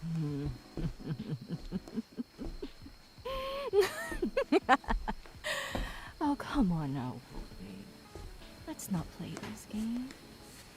You're making Miss Baggy upset. You don't want me upset, right? And you should know better than to piss me off. Where the fuck are you?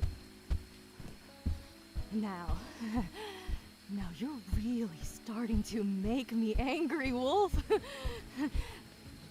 I don't know what you think you're going to accomplish by keeping this up.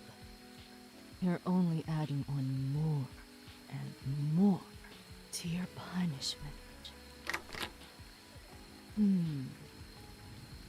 Not here either. Let me guess.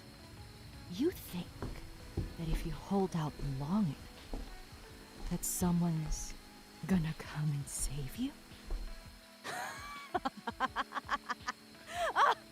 Don't make me laugh. Save you from hell here? I don't think you quite understand your situation here.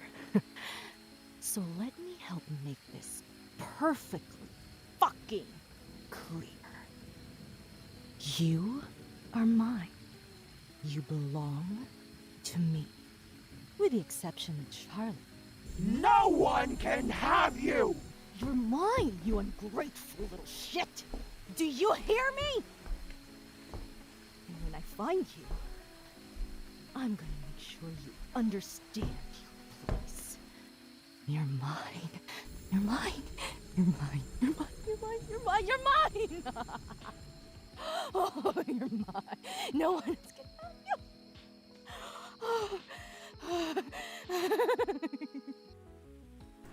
How long have I been doing it? It's for I'd say this was kind of the start of it. So roughly, not even a year yet. Like maybe 8 months. Maybe not even that. Maybe like 6 to 8 months, probably. It is like people love this shit. Actually, there's actually I made it not safe for work on my Patreon. Of the aftermath of this, they love Vaggy's obsession. They love the ASMR shit. So I just kind of been shifting towards that a bit more, basically.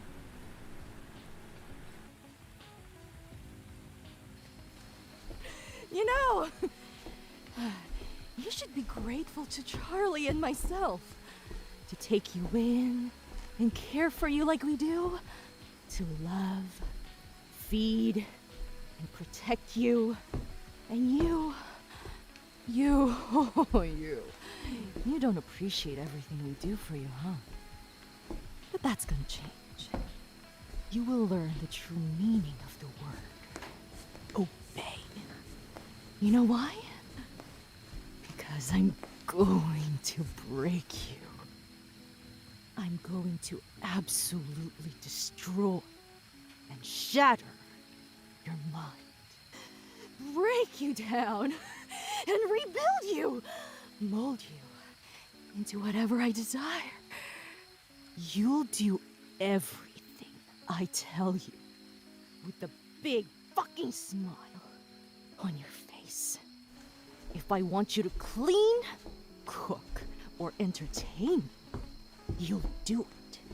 And you're gonna love it because you have no fucking choice. I will find you, pet. Oh, I will find you.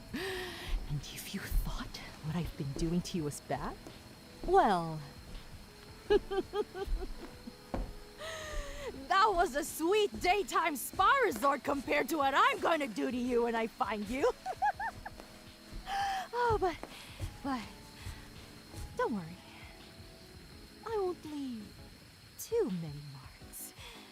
Especially on that cute, sweet face of yours. Reminds me too much of Charlie. Oh, my poor pet. My poor blue little fluffy fur ball. What thoughts are you having right now?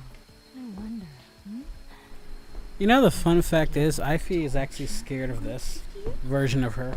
Or perhaps She's actually scared of this, of her own voice. for not revealing yourself while you could. Or perhaps, maybe, you're excited? You're excited by the thought of me torturing you? Oh, you naughty little wolf. Well, not that it matters anyways. All that matters now is that I find and... What was that noise I heard over there,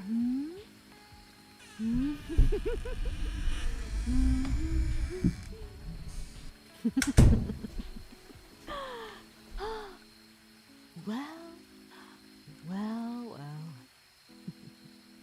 What do we have here? Looks like I found you. Oh no. Come here, you little shit! How dare you run away from I'm sorry. I'm sorry. No. Shut the fuck up. I don't want to hear any of your excuses. You really thought you could get away from me? After everything I've done for you. Please, I'm sorry. No. Shut your fucking mouth. Do not even speak. You thought it was okay to worry your master like that? You really hurt my feelings. And even now, try to struggle and fight me? Stop struggling. You brought this on yourself.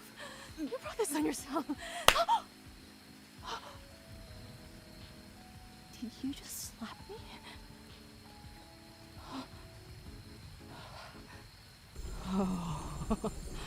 Oh, pet. That was your last mistake. Oh no, did that hurt?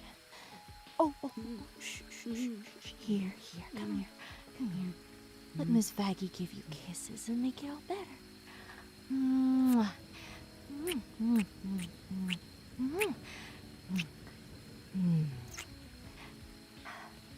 Maybe now you'll think twice before ever raising your hand against your master. See? Now you understand how you make me feel when you run away from me. And yet, you still struggle. All right. If breaking your arm wasn't enough, let's break a leg.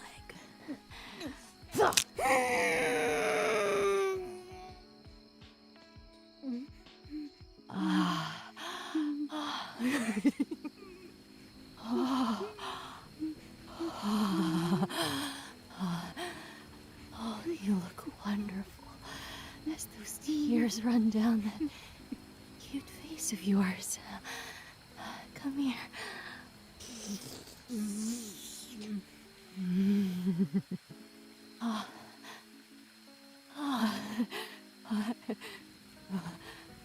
Charlie.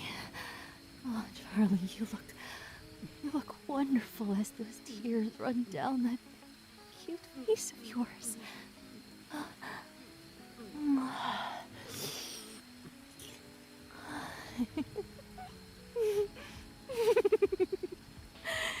You know, I've never really liked a man. With my past and all the bad things that ever happened to me, I find it hard to work with them, let alone be near them.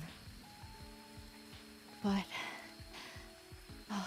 my girlfriend, my sweet Charlie, she wants to rehabilitate all the scum who inhabit it, this festering hellhole.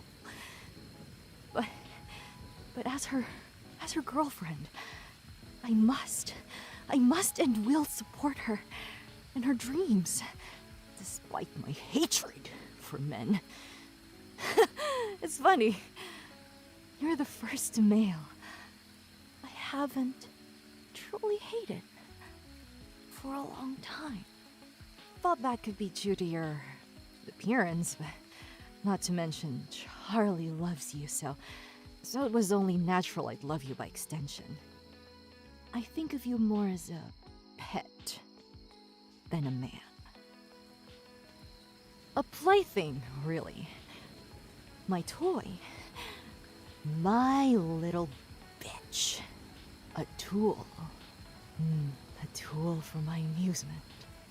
While I do enjoy cuddling that soft, fluffy fur of yours, and the fact that this new appearance you have makes it all the more enjoyable. I have to admit, watching you suffer, it turns me on. You are my plaything after all. But don't get me wrong, I do love you. Almost as much as my beloved Charlie. Almost. But your screams of agony is almost as enticing as hearing your moans and whimper.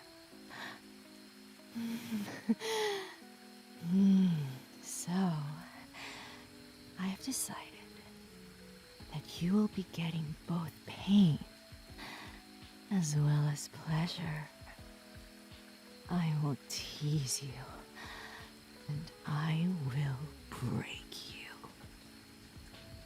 And you're going to love it.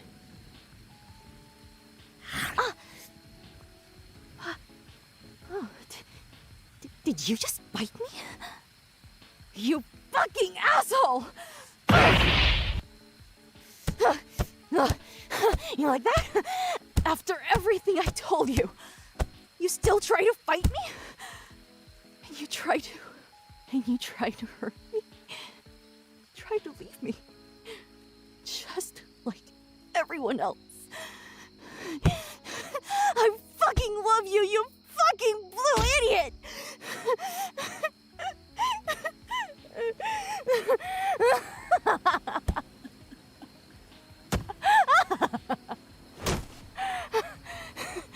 When I'm done with you, you'll be the perfect, obedient pet I know you can be. And you're gonna thank me. Oh. No more struggle now, my pet. No more struggling now. Time to sleep. Your reconditioning will start now. Sweet dreams, pet. Oh.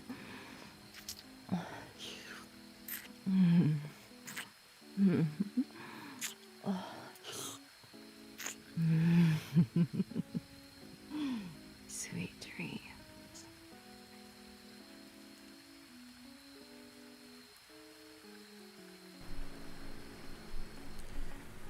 You know, in hindsight, I had a very sadistic approach when I came to this. In hindsight, I think I had a very sadistic, but you know, but the thing is, people are really into it. And trust me, my not safe for work was even crazier than this on my Patreon. So, if you guys want to see the continuation of that, it's on the Patreon. But yeah, when did I release that? That was like, okay, that was back in March. Okay. Yeah, people loved it. It got like over like almost wow, 700 comments. Over 700 comments. Everybody loved it. They loved IV. Yeah. Yeah, that was that was me getting more. I don't know. I just kind of wanted to get more sadistic. I was watching a lot of yandere videos, and I was thinking, what if I turn Vaggy yandere like a psychopath and stuff, and like really mess with people. And the consensus is everybody is scared and aroused by Vaggy. That's kind of the consensus with her, is that they're scared or they're aroused by her. Not gonna lie, when I first saw this, knowing came up with this shit, I'm like, dog, who hurt you? I don't know. Well, dude, actually, I had a much darker script. Actually, that was actually me. Yeah, scare aroused. The technical term is, I know. I watched Futurama, but it was actually a lot darker than that. But I mean, my thing is nobody gives Kishin Pain video shit for Demon Bulma. I mean, if you want to talk about dark, that's more darker than this, technically. I mean, it's not verbally more darker, but it's physically more darker. I mean, everybody dies. So, I mean, I don't think he gets much shit for that neither. I'm just saying. Can you imagine Cinetic animating all that? He wouldn't be able to, because that's like a 15-minute video. But I could imagine if Cinetic animated Vaggy walking down the hallways, saying her story, looking for Wolf Divine thing, choking. I really wanted to sell on how sadistic she was. So, and how much she was losing it. Yeah. But yeah, to answer your question, I've been doing ASMR kind of style videos for a while now. People are enjoying it, but they take a long time to make. Like, they don't take just a day. I have to get... That's, like, when I make these, it's a collaborative effort, so I have to get voice actors. I have to work around their time. Then I have to edit. Find all the sound effects, which are just a pain. To find certain sound effects and making sound effects work. Like, some of those sound effects I have to do myself. Some of them I'm able to find, and some of them I have to do myself to make everything work. Because when I'm making these, I want these to be visually stimulating to your ear. So when you're imagining it like you're there. Like you're there when you hear the footsteps and you're the one hiding. Because it's ASMR, so you have to like really, everything revolves around sound. You know? So it's very difficult sometimes to find certain sound effects.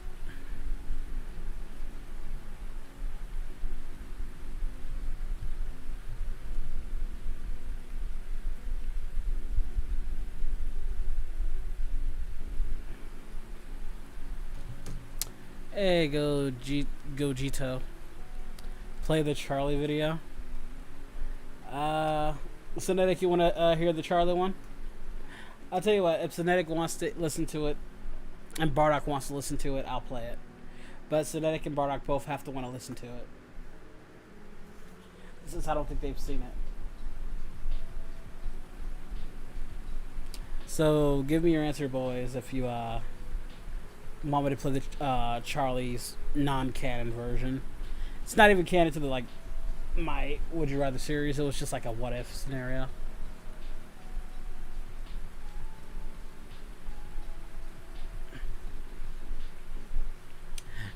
Yeah, I've wrote a few. Never again.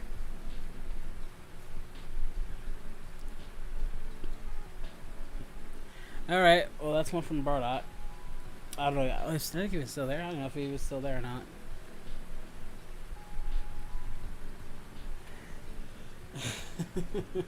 Very pleased to.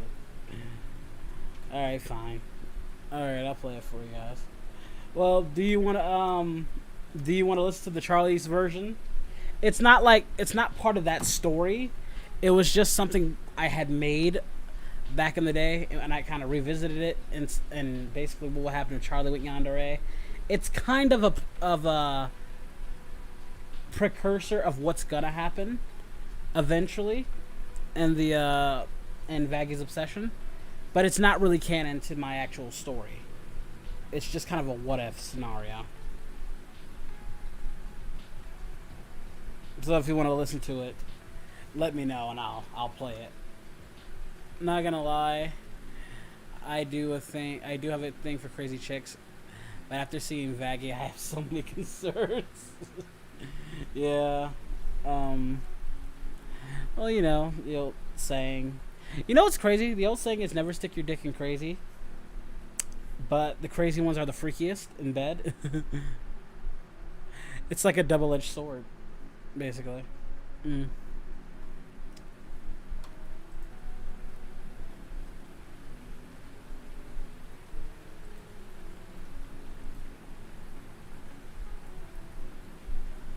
It's kind of not fair when you think about it.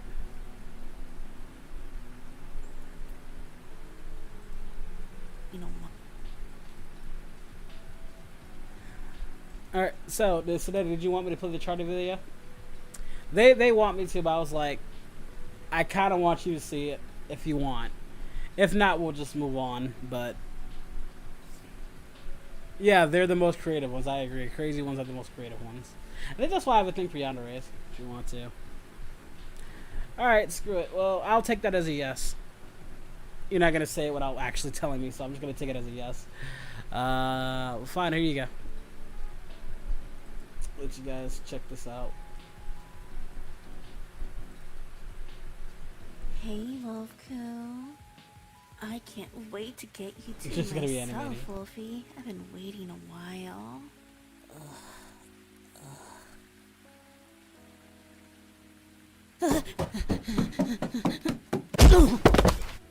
Bad, Wolfie. You've been bad.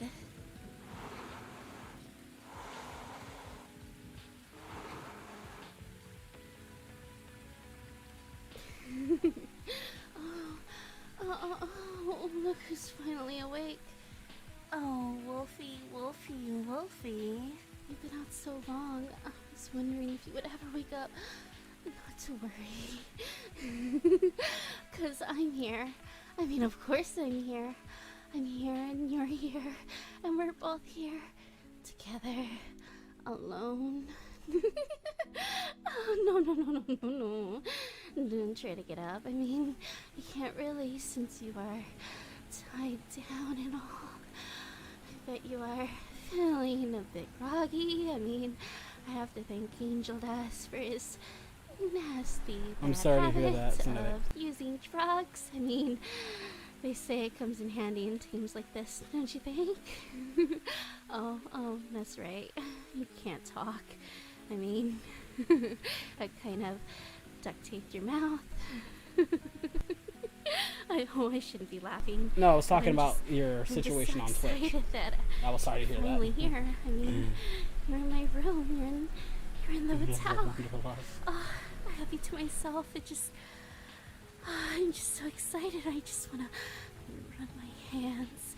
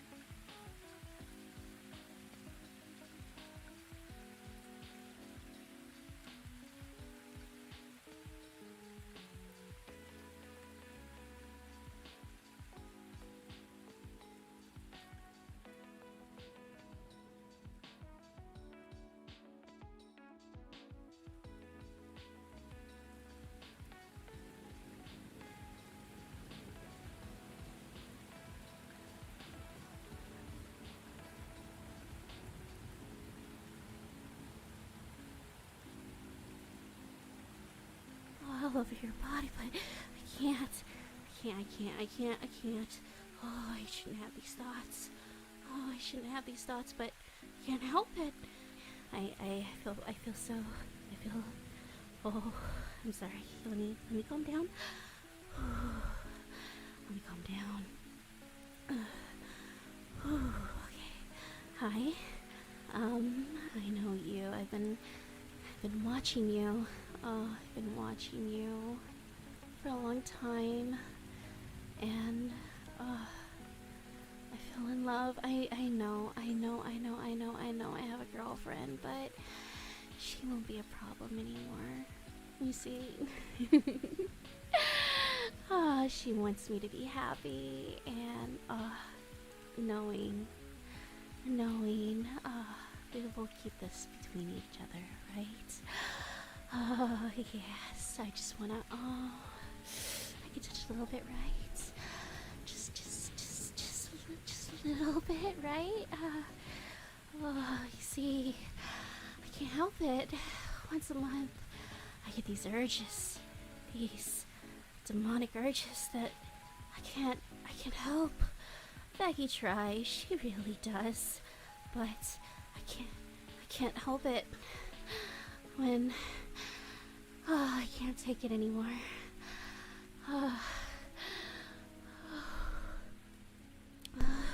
Hey, what's going on? I just want to run my hands along your shoulders. I'll be good. But you know what? We have all the time in the world to get to know each other, and I swear that it won't be long until I untie you, and then I'll feel your arms around me. Oh, the sensation of your arms embracing me. Then, when we're intertwined, I can't wait to feel that, but what? Huh? Why are you giving me that look? You look scared? Why would you look scared? I mean, you'd want to be with me, right? I mean, we're meant to be together. Me and you, we're meant to be. Just us. Oh, I mean, you and me. Oh, just the thought of it, wouldn't that make you happy too? Oh, again, don't worry. We'll get to know each other. Wolfie, you belong to me now. I told you to behave. Behave, Wolfie.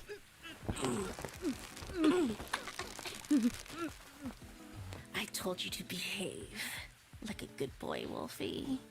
You want to please me, don't you? Don't you, Wolfie?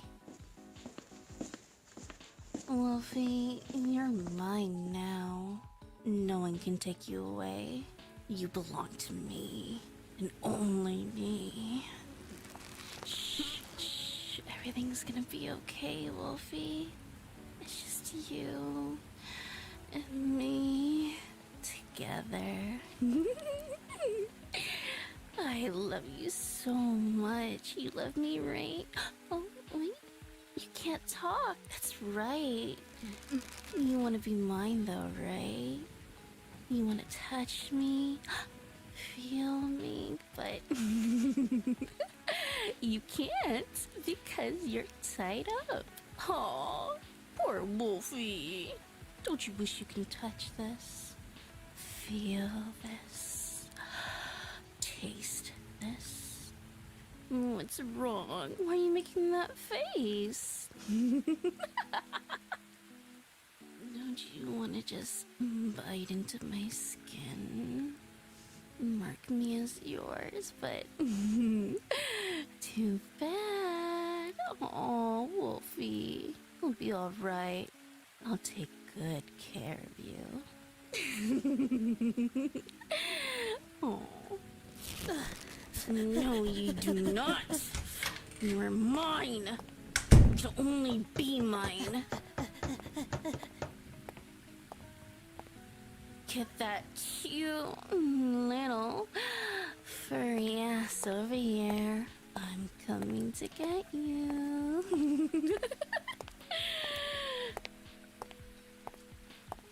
Wolfie, where are you? Oh, I wonder where you can be. Are you in door number 1?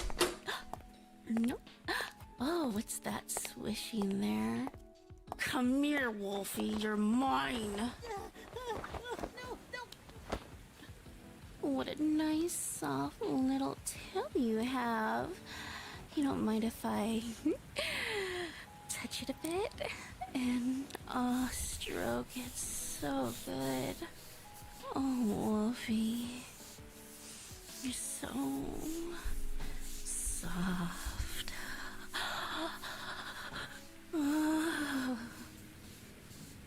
Oh, Wolfie, did you enjoy that as much as I did? I can't wait to show you the effect, but no, I want you all to myself, but I really should share you with the fact, but no, you're mine, only mine. I can't wait any longer. Wait, maybe I got a good idea. Maybe it won't be so bad if you're tied up a bit and your mouth is... Oh, no, wait. No. Sorry, I'm getting overexcited. Oh, sorry.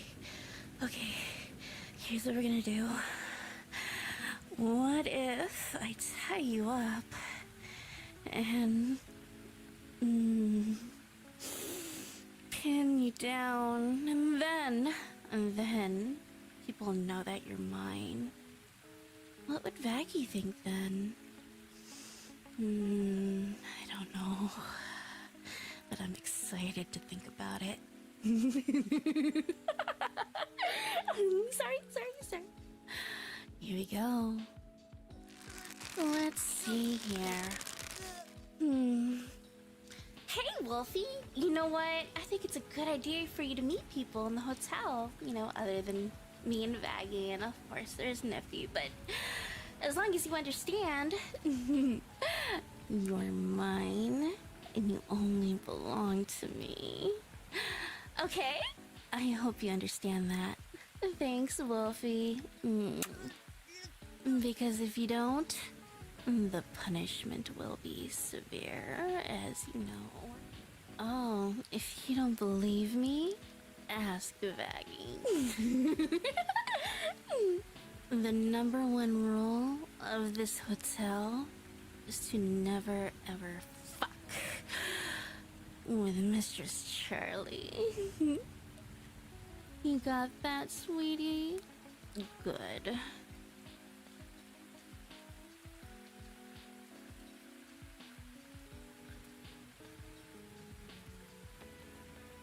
Alrighty! Hello there, everybody! Sorry this took so long, but these guys wouldn't leave me alone. Welcome to some... Aw, don't be so modest, Wolfie. Remember In when you fact, I took was your trying pants to get off on and the other slung side your of the cock ship. around? Can I finish my intro? Thank you! Alright, there's that. Again, as I said, it was I was kind of going all over the place with it.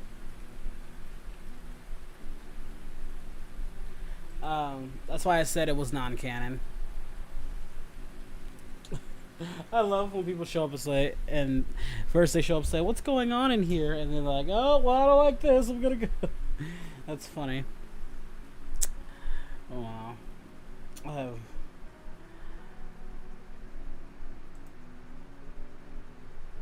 Well, again, whether or not I'll incorporate a yandere version is kind of up in the air, but People do like them though. I will say that much. When it comes to like the ASMR stuff, they really do enjoy it. This actually brings me to I'm gonna start working with other ASMR artists. I would love to work with Dangerous VA. She's one of my favorites, or Night Fawn, or Ren. Like, those are some of my favorite people out there who I think are killing it, and just doing an amazing job. Teacup, I'd love to work with her. And there are a few others that I have my eyes set on who I'd like to work with. But for now, I'm just kind of taking it slow and getting to the groove of things.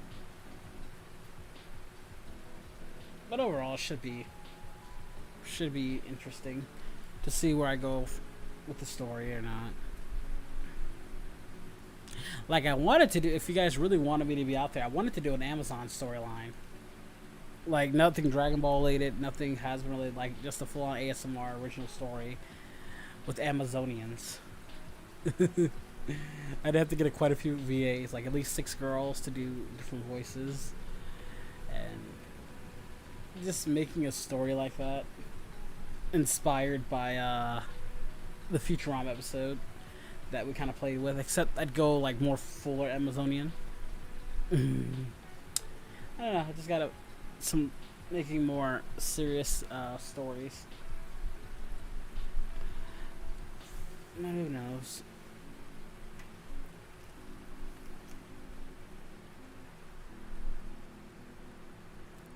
Jesus, I've been going this long. Oh boy, I didn't think I was gonna go that long.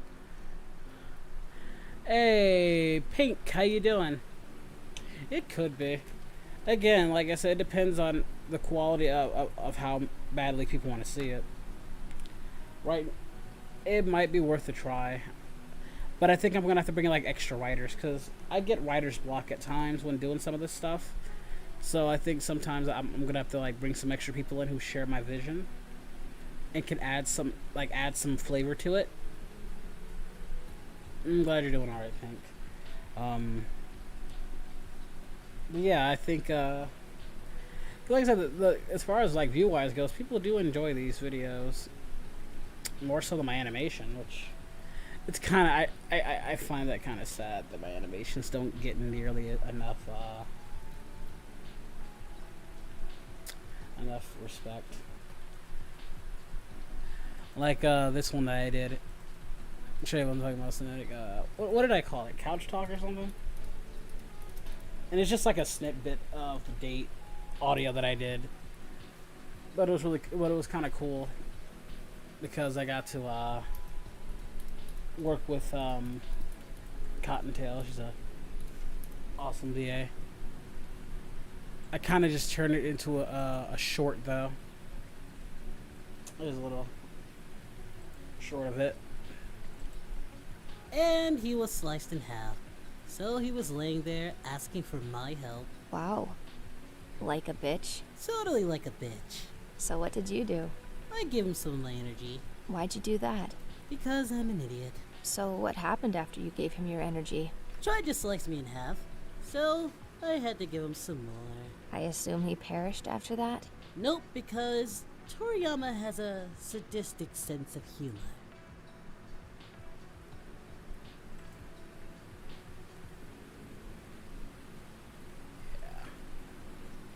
Ah, those whimpers. You know, we're not gonna get into that.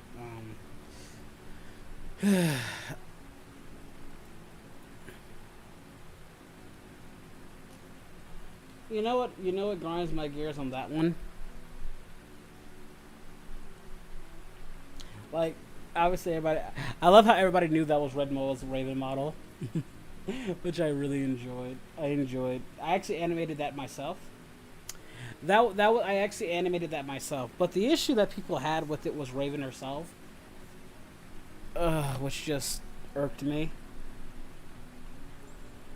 And this is how I knew they were young kids who don't know shit about Raven. It was just like the My Hero Academia stuff. Like, the stupid, like, FBI jokes just kept, like, you realize she's 18, right? It's like, I don't think they realized that. It just kept irking me. And irking me.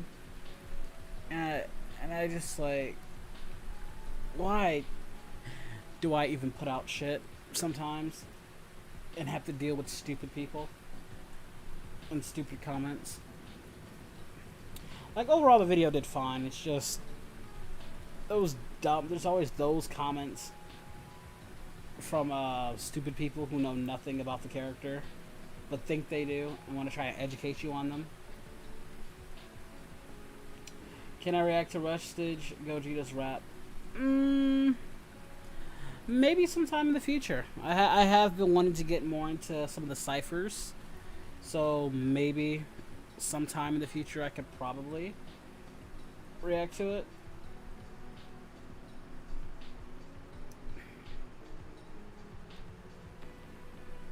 I don't know.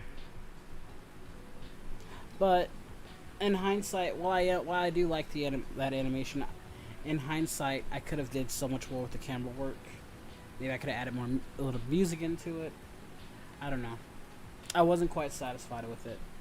But that took a while to make, and just like that 28-second video.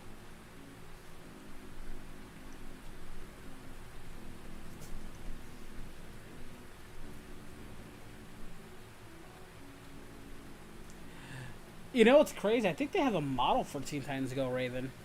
Yeah. I love that most people got it though. Like, especially if they're a fan of Red Moa, who I was really inspired by. Like I said, fun fact, Cottontail does Raven for Red Moa's animation, so when I saw that video, yeah, I know that, but other people don't. So they're idiots, and I can't deal with stupidity. You know, when you have to deal with that level of stupidity in your comments, it's just like, why do I bother putting it out?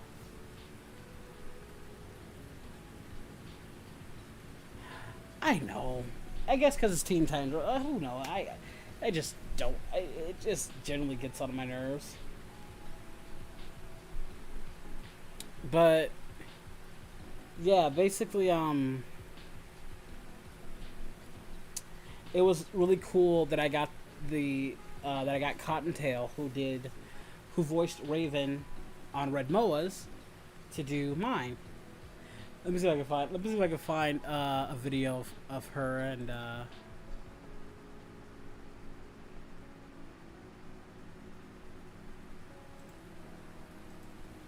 I hope Red Moa didn't delete anything, because he said he was gonna delete certain videos and then re-upload them.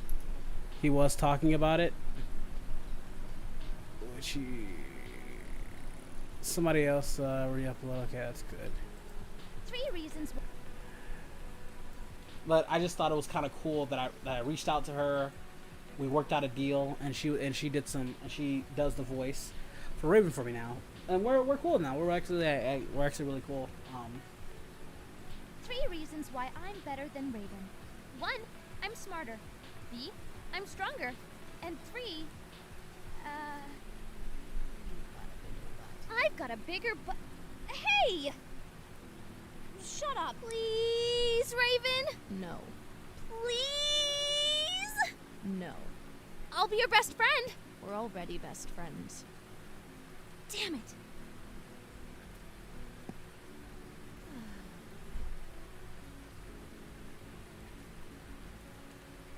Quit it. Stop.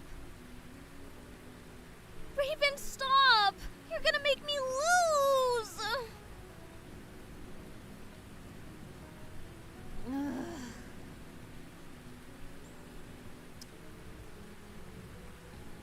You love it. No. She loves it.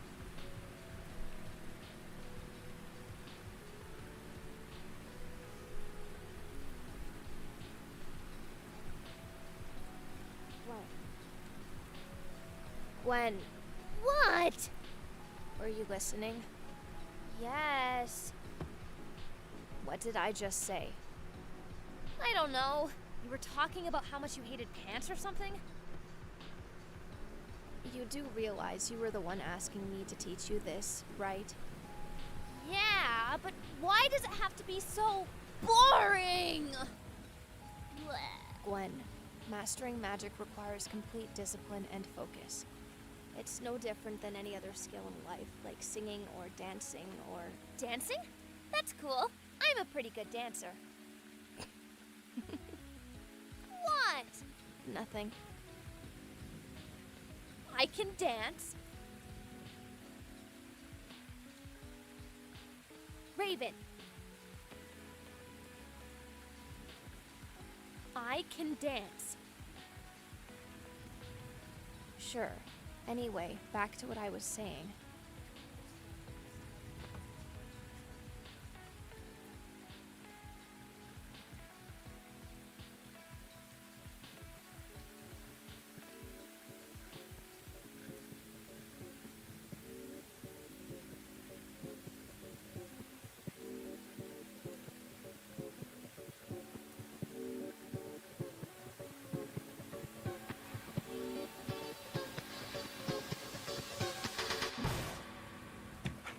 Shut up, Raven. Watch this.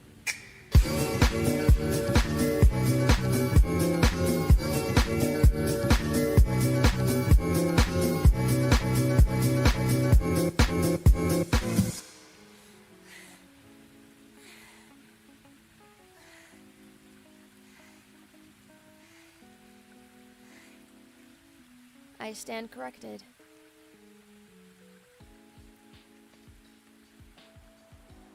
I think I'll spare Betty White.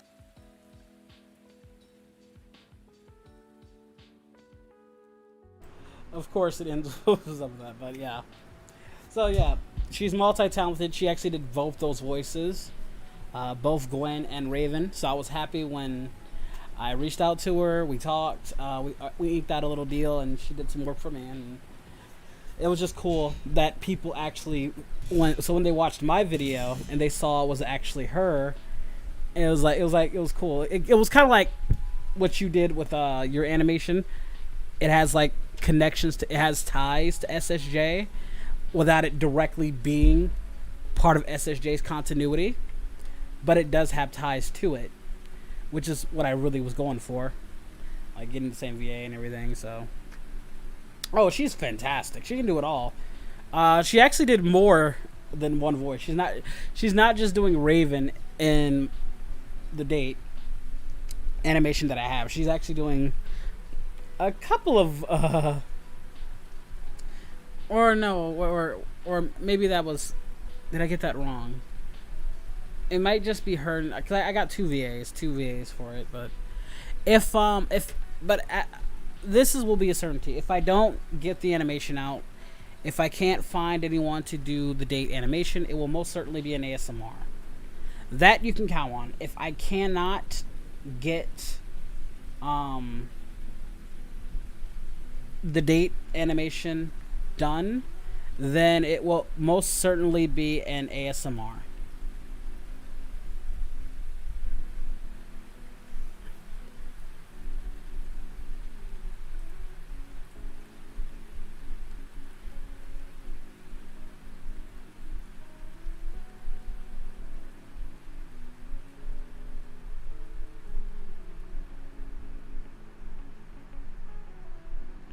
Well,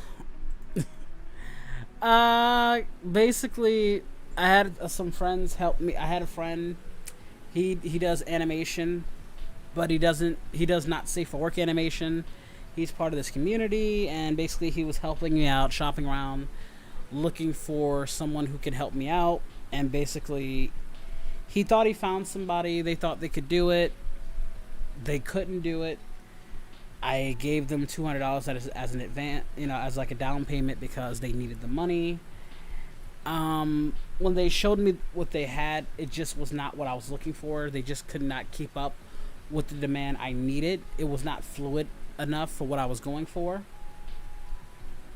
It wasn't even like on like Artemis's level or even Team 4-Star's level, which I was trying to get it closer to that, but they just couldn't do that workload, so we had to cancel. And now I'm just waiting for my, refund for that, which I haven't gotten back yet, but I'm still waiting for that. But we're still looking for an animator. Basically, I'm still just trying to find an animator who can animate it. So it's kind of in development hell at this point. Like, all the lines are completed. I have all the lines done. I just do not have an animator. And that's what it all comes down to. Everything else is finished. But getting it animated is going to be the hard part. And in 2D, like, the videos, like, depending on the animation, it could be like 10 to 15 minutes long. It could probably be 10 minutes long if you're really good. But if you want to, like, break it down, then maybe 15 minutes. Do not even try to do it in 2D. Like it would be very time consuming if you tried it in 2D, so I wouldn't recommend it. But we're getting it in 3D. But I paid all the VAs, you know. I paid, like, that's paid work. And I don't want that paid work. Like, I paid Cottontail, I paid Miss Moonified to do these voices, and I don't want that talent to go to waste. You know, I paid, like, overall $400 just for the voices alone. I paid over $400, so I can't let that go to waste and not use it. I still have the audios and stuff, all the audios and stuff. I got a great sell. I had Emerald Masters make a cameo. I had Koi make a cameo. You know. Hey there, Raikou. It's just, and I hate canceling projects, you know? Like, I had to cancel Dragon Quest because my animator couldn't, it was more wrapped up with personal life stuff than that, so, which was, you know, that wouldn't hurt because I really enjoyed the Minecraft stuff. Like, I thought that I was gonna try and turn that into a series. Again, I love doing animation. I love making animated stories, but I gotta find the right people. Let me actually see if I can find that for you guys.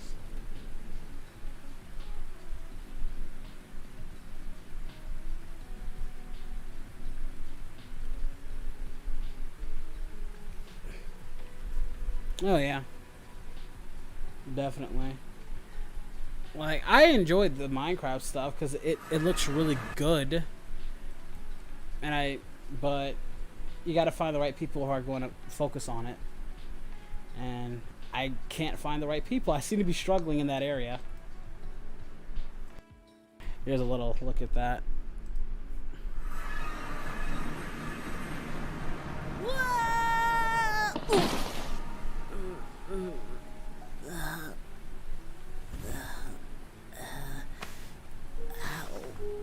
That's gonna leave a mark.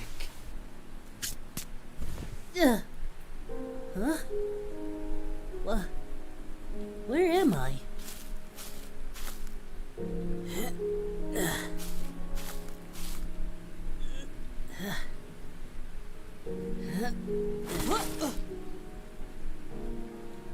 Whoa.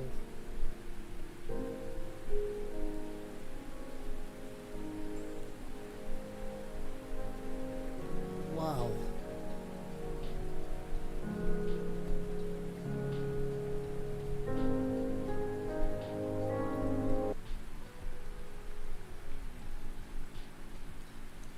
Again, that's never gonna materialize.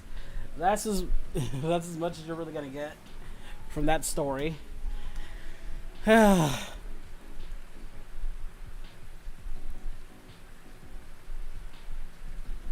one that the couch talk I did myself. That's because every now and then I would dabble and learn, but it's so time consuming. I wouldn't be able to get anything done. And that's been hours. Like the one with Goku and Raven, that was all me. I did that. But the problem is it's so time consuming, and my PC isn't that great neither. So sometimes I'll run into some issues and it'll crash on me. And thank God it didn't crash on that because I constantly save. So yeah, I know it wasn't bad, but yeah, the camera work definitely. You know, looking back, I focused on cutting away when I should have just flowed the camera. But I guess I just wasn't really into it, so. But again, I know where my talents lie. My talents lie in, yeah, like zooming would have been a better choice, and I knew how to do that, but I wasn't really thinking about it at the time because my head was going in so many directions. But I just know that my talents lie in voice acting and telling and writing the stories. I can write the story, I can voice it, and all that other stuff, but animation, while I could potentially do it, it's just a lot easier to have a more talented person bring it to life than I ever could. And, but yeah, as far as, like, doing it, like I said, I couldn't make Goku blink. Like, the animators that I used previously could make Goku blink, but I couldn't, because I didn't know what I was doing with that model, you know, but it's my favorite model. And I don't like the fighter's model, I don't like the other models, so yeah, simpler pans, like I said, would have been great. In hindsight being 2020.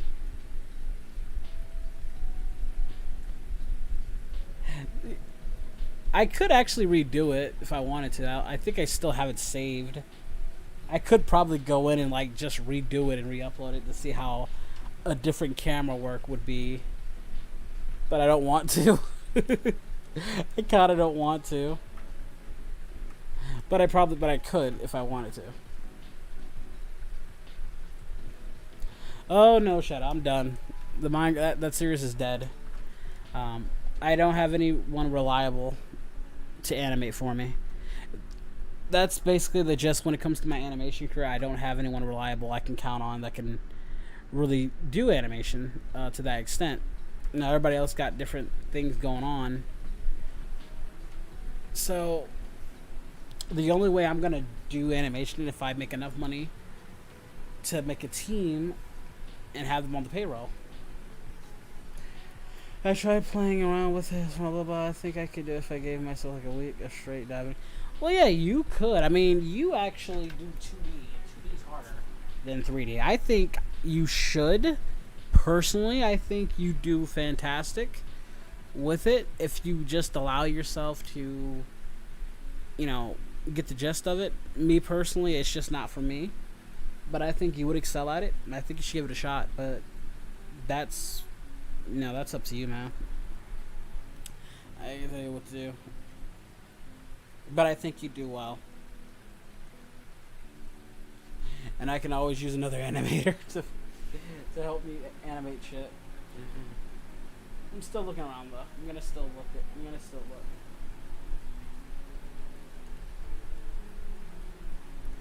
No, yeah, I agree. Like, I do have a feel for it. I'm not gonna say, you know, as you saw, I do have a feel.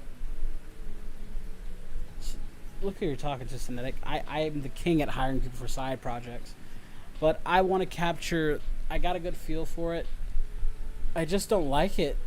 Like, I don't like sitting down and animating everything. I don't even know how to do the legs. Like, nothing goes above the waist. Like, I just don't. Like, nothing goes above the waist. So, you know, there's that.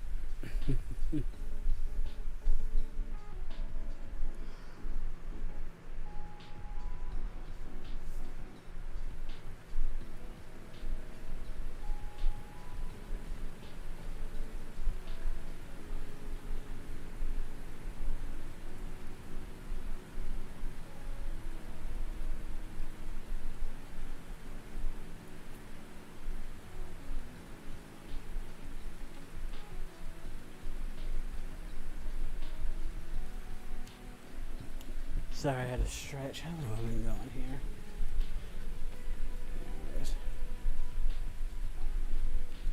Nah, you all good, dude. I wouldn't want anybody helping me out if they can't, if they're going through some tough times themselves, so it's all good, dude. I'm just, right now, just trying to find my way.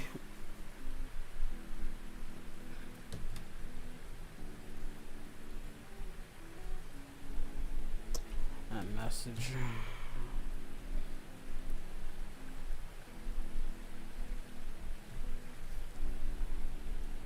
A like my name A action production.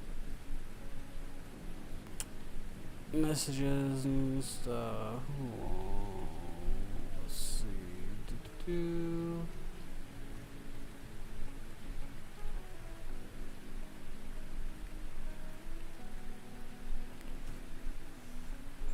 Was there any more questions you guys wanted to ask? Now is the opportunity to talk to me while I'm not in character and stuff.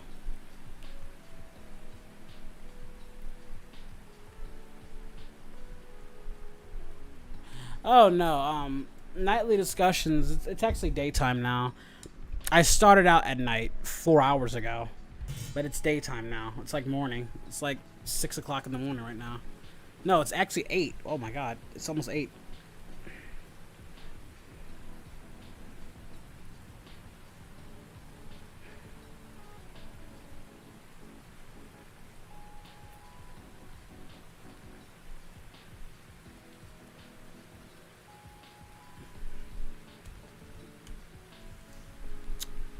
I just felt like talking to you guys and having a cool ass conversation and shit about how much stress I've been having.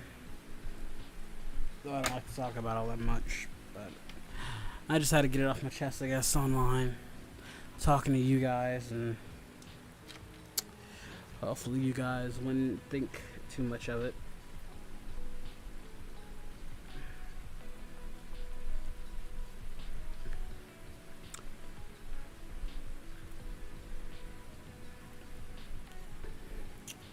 Well, looks like I got no more questions for you guys, so I think I'll end it here then.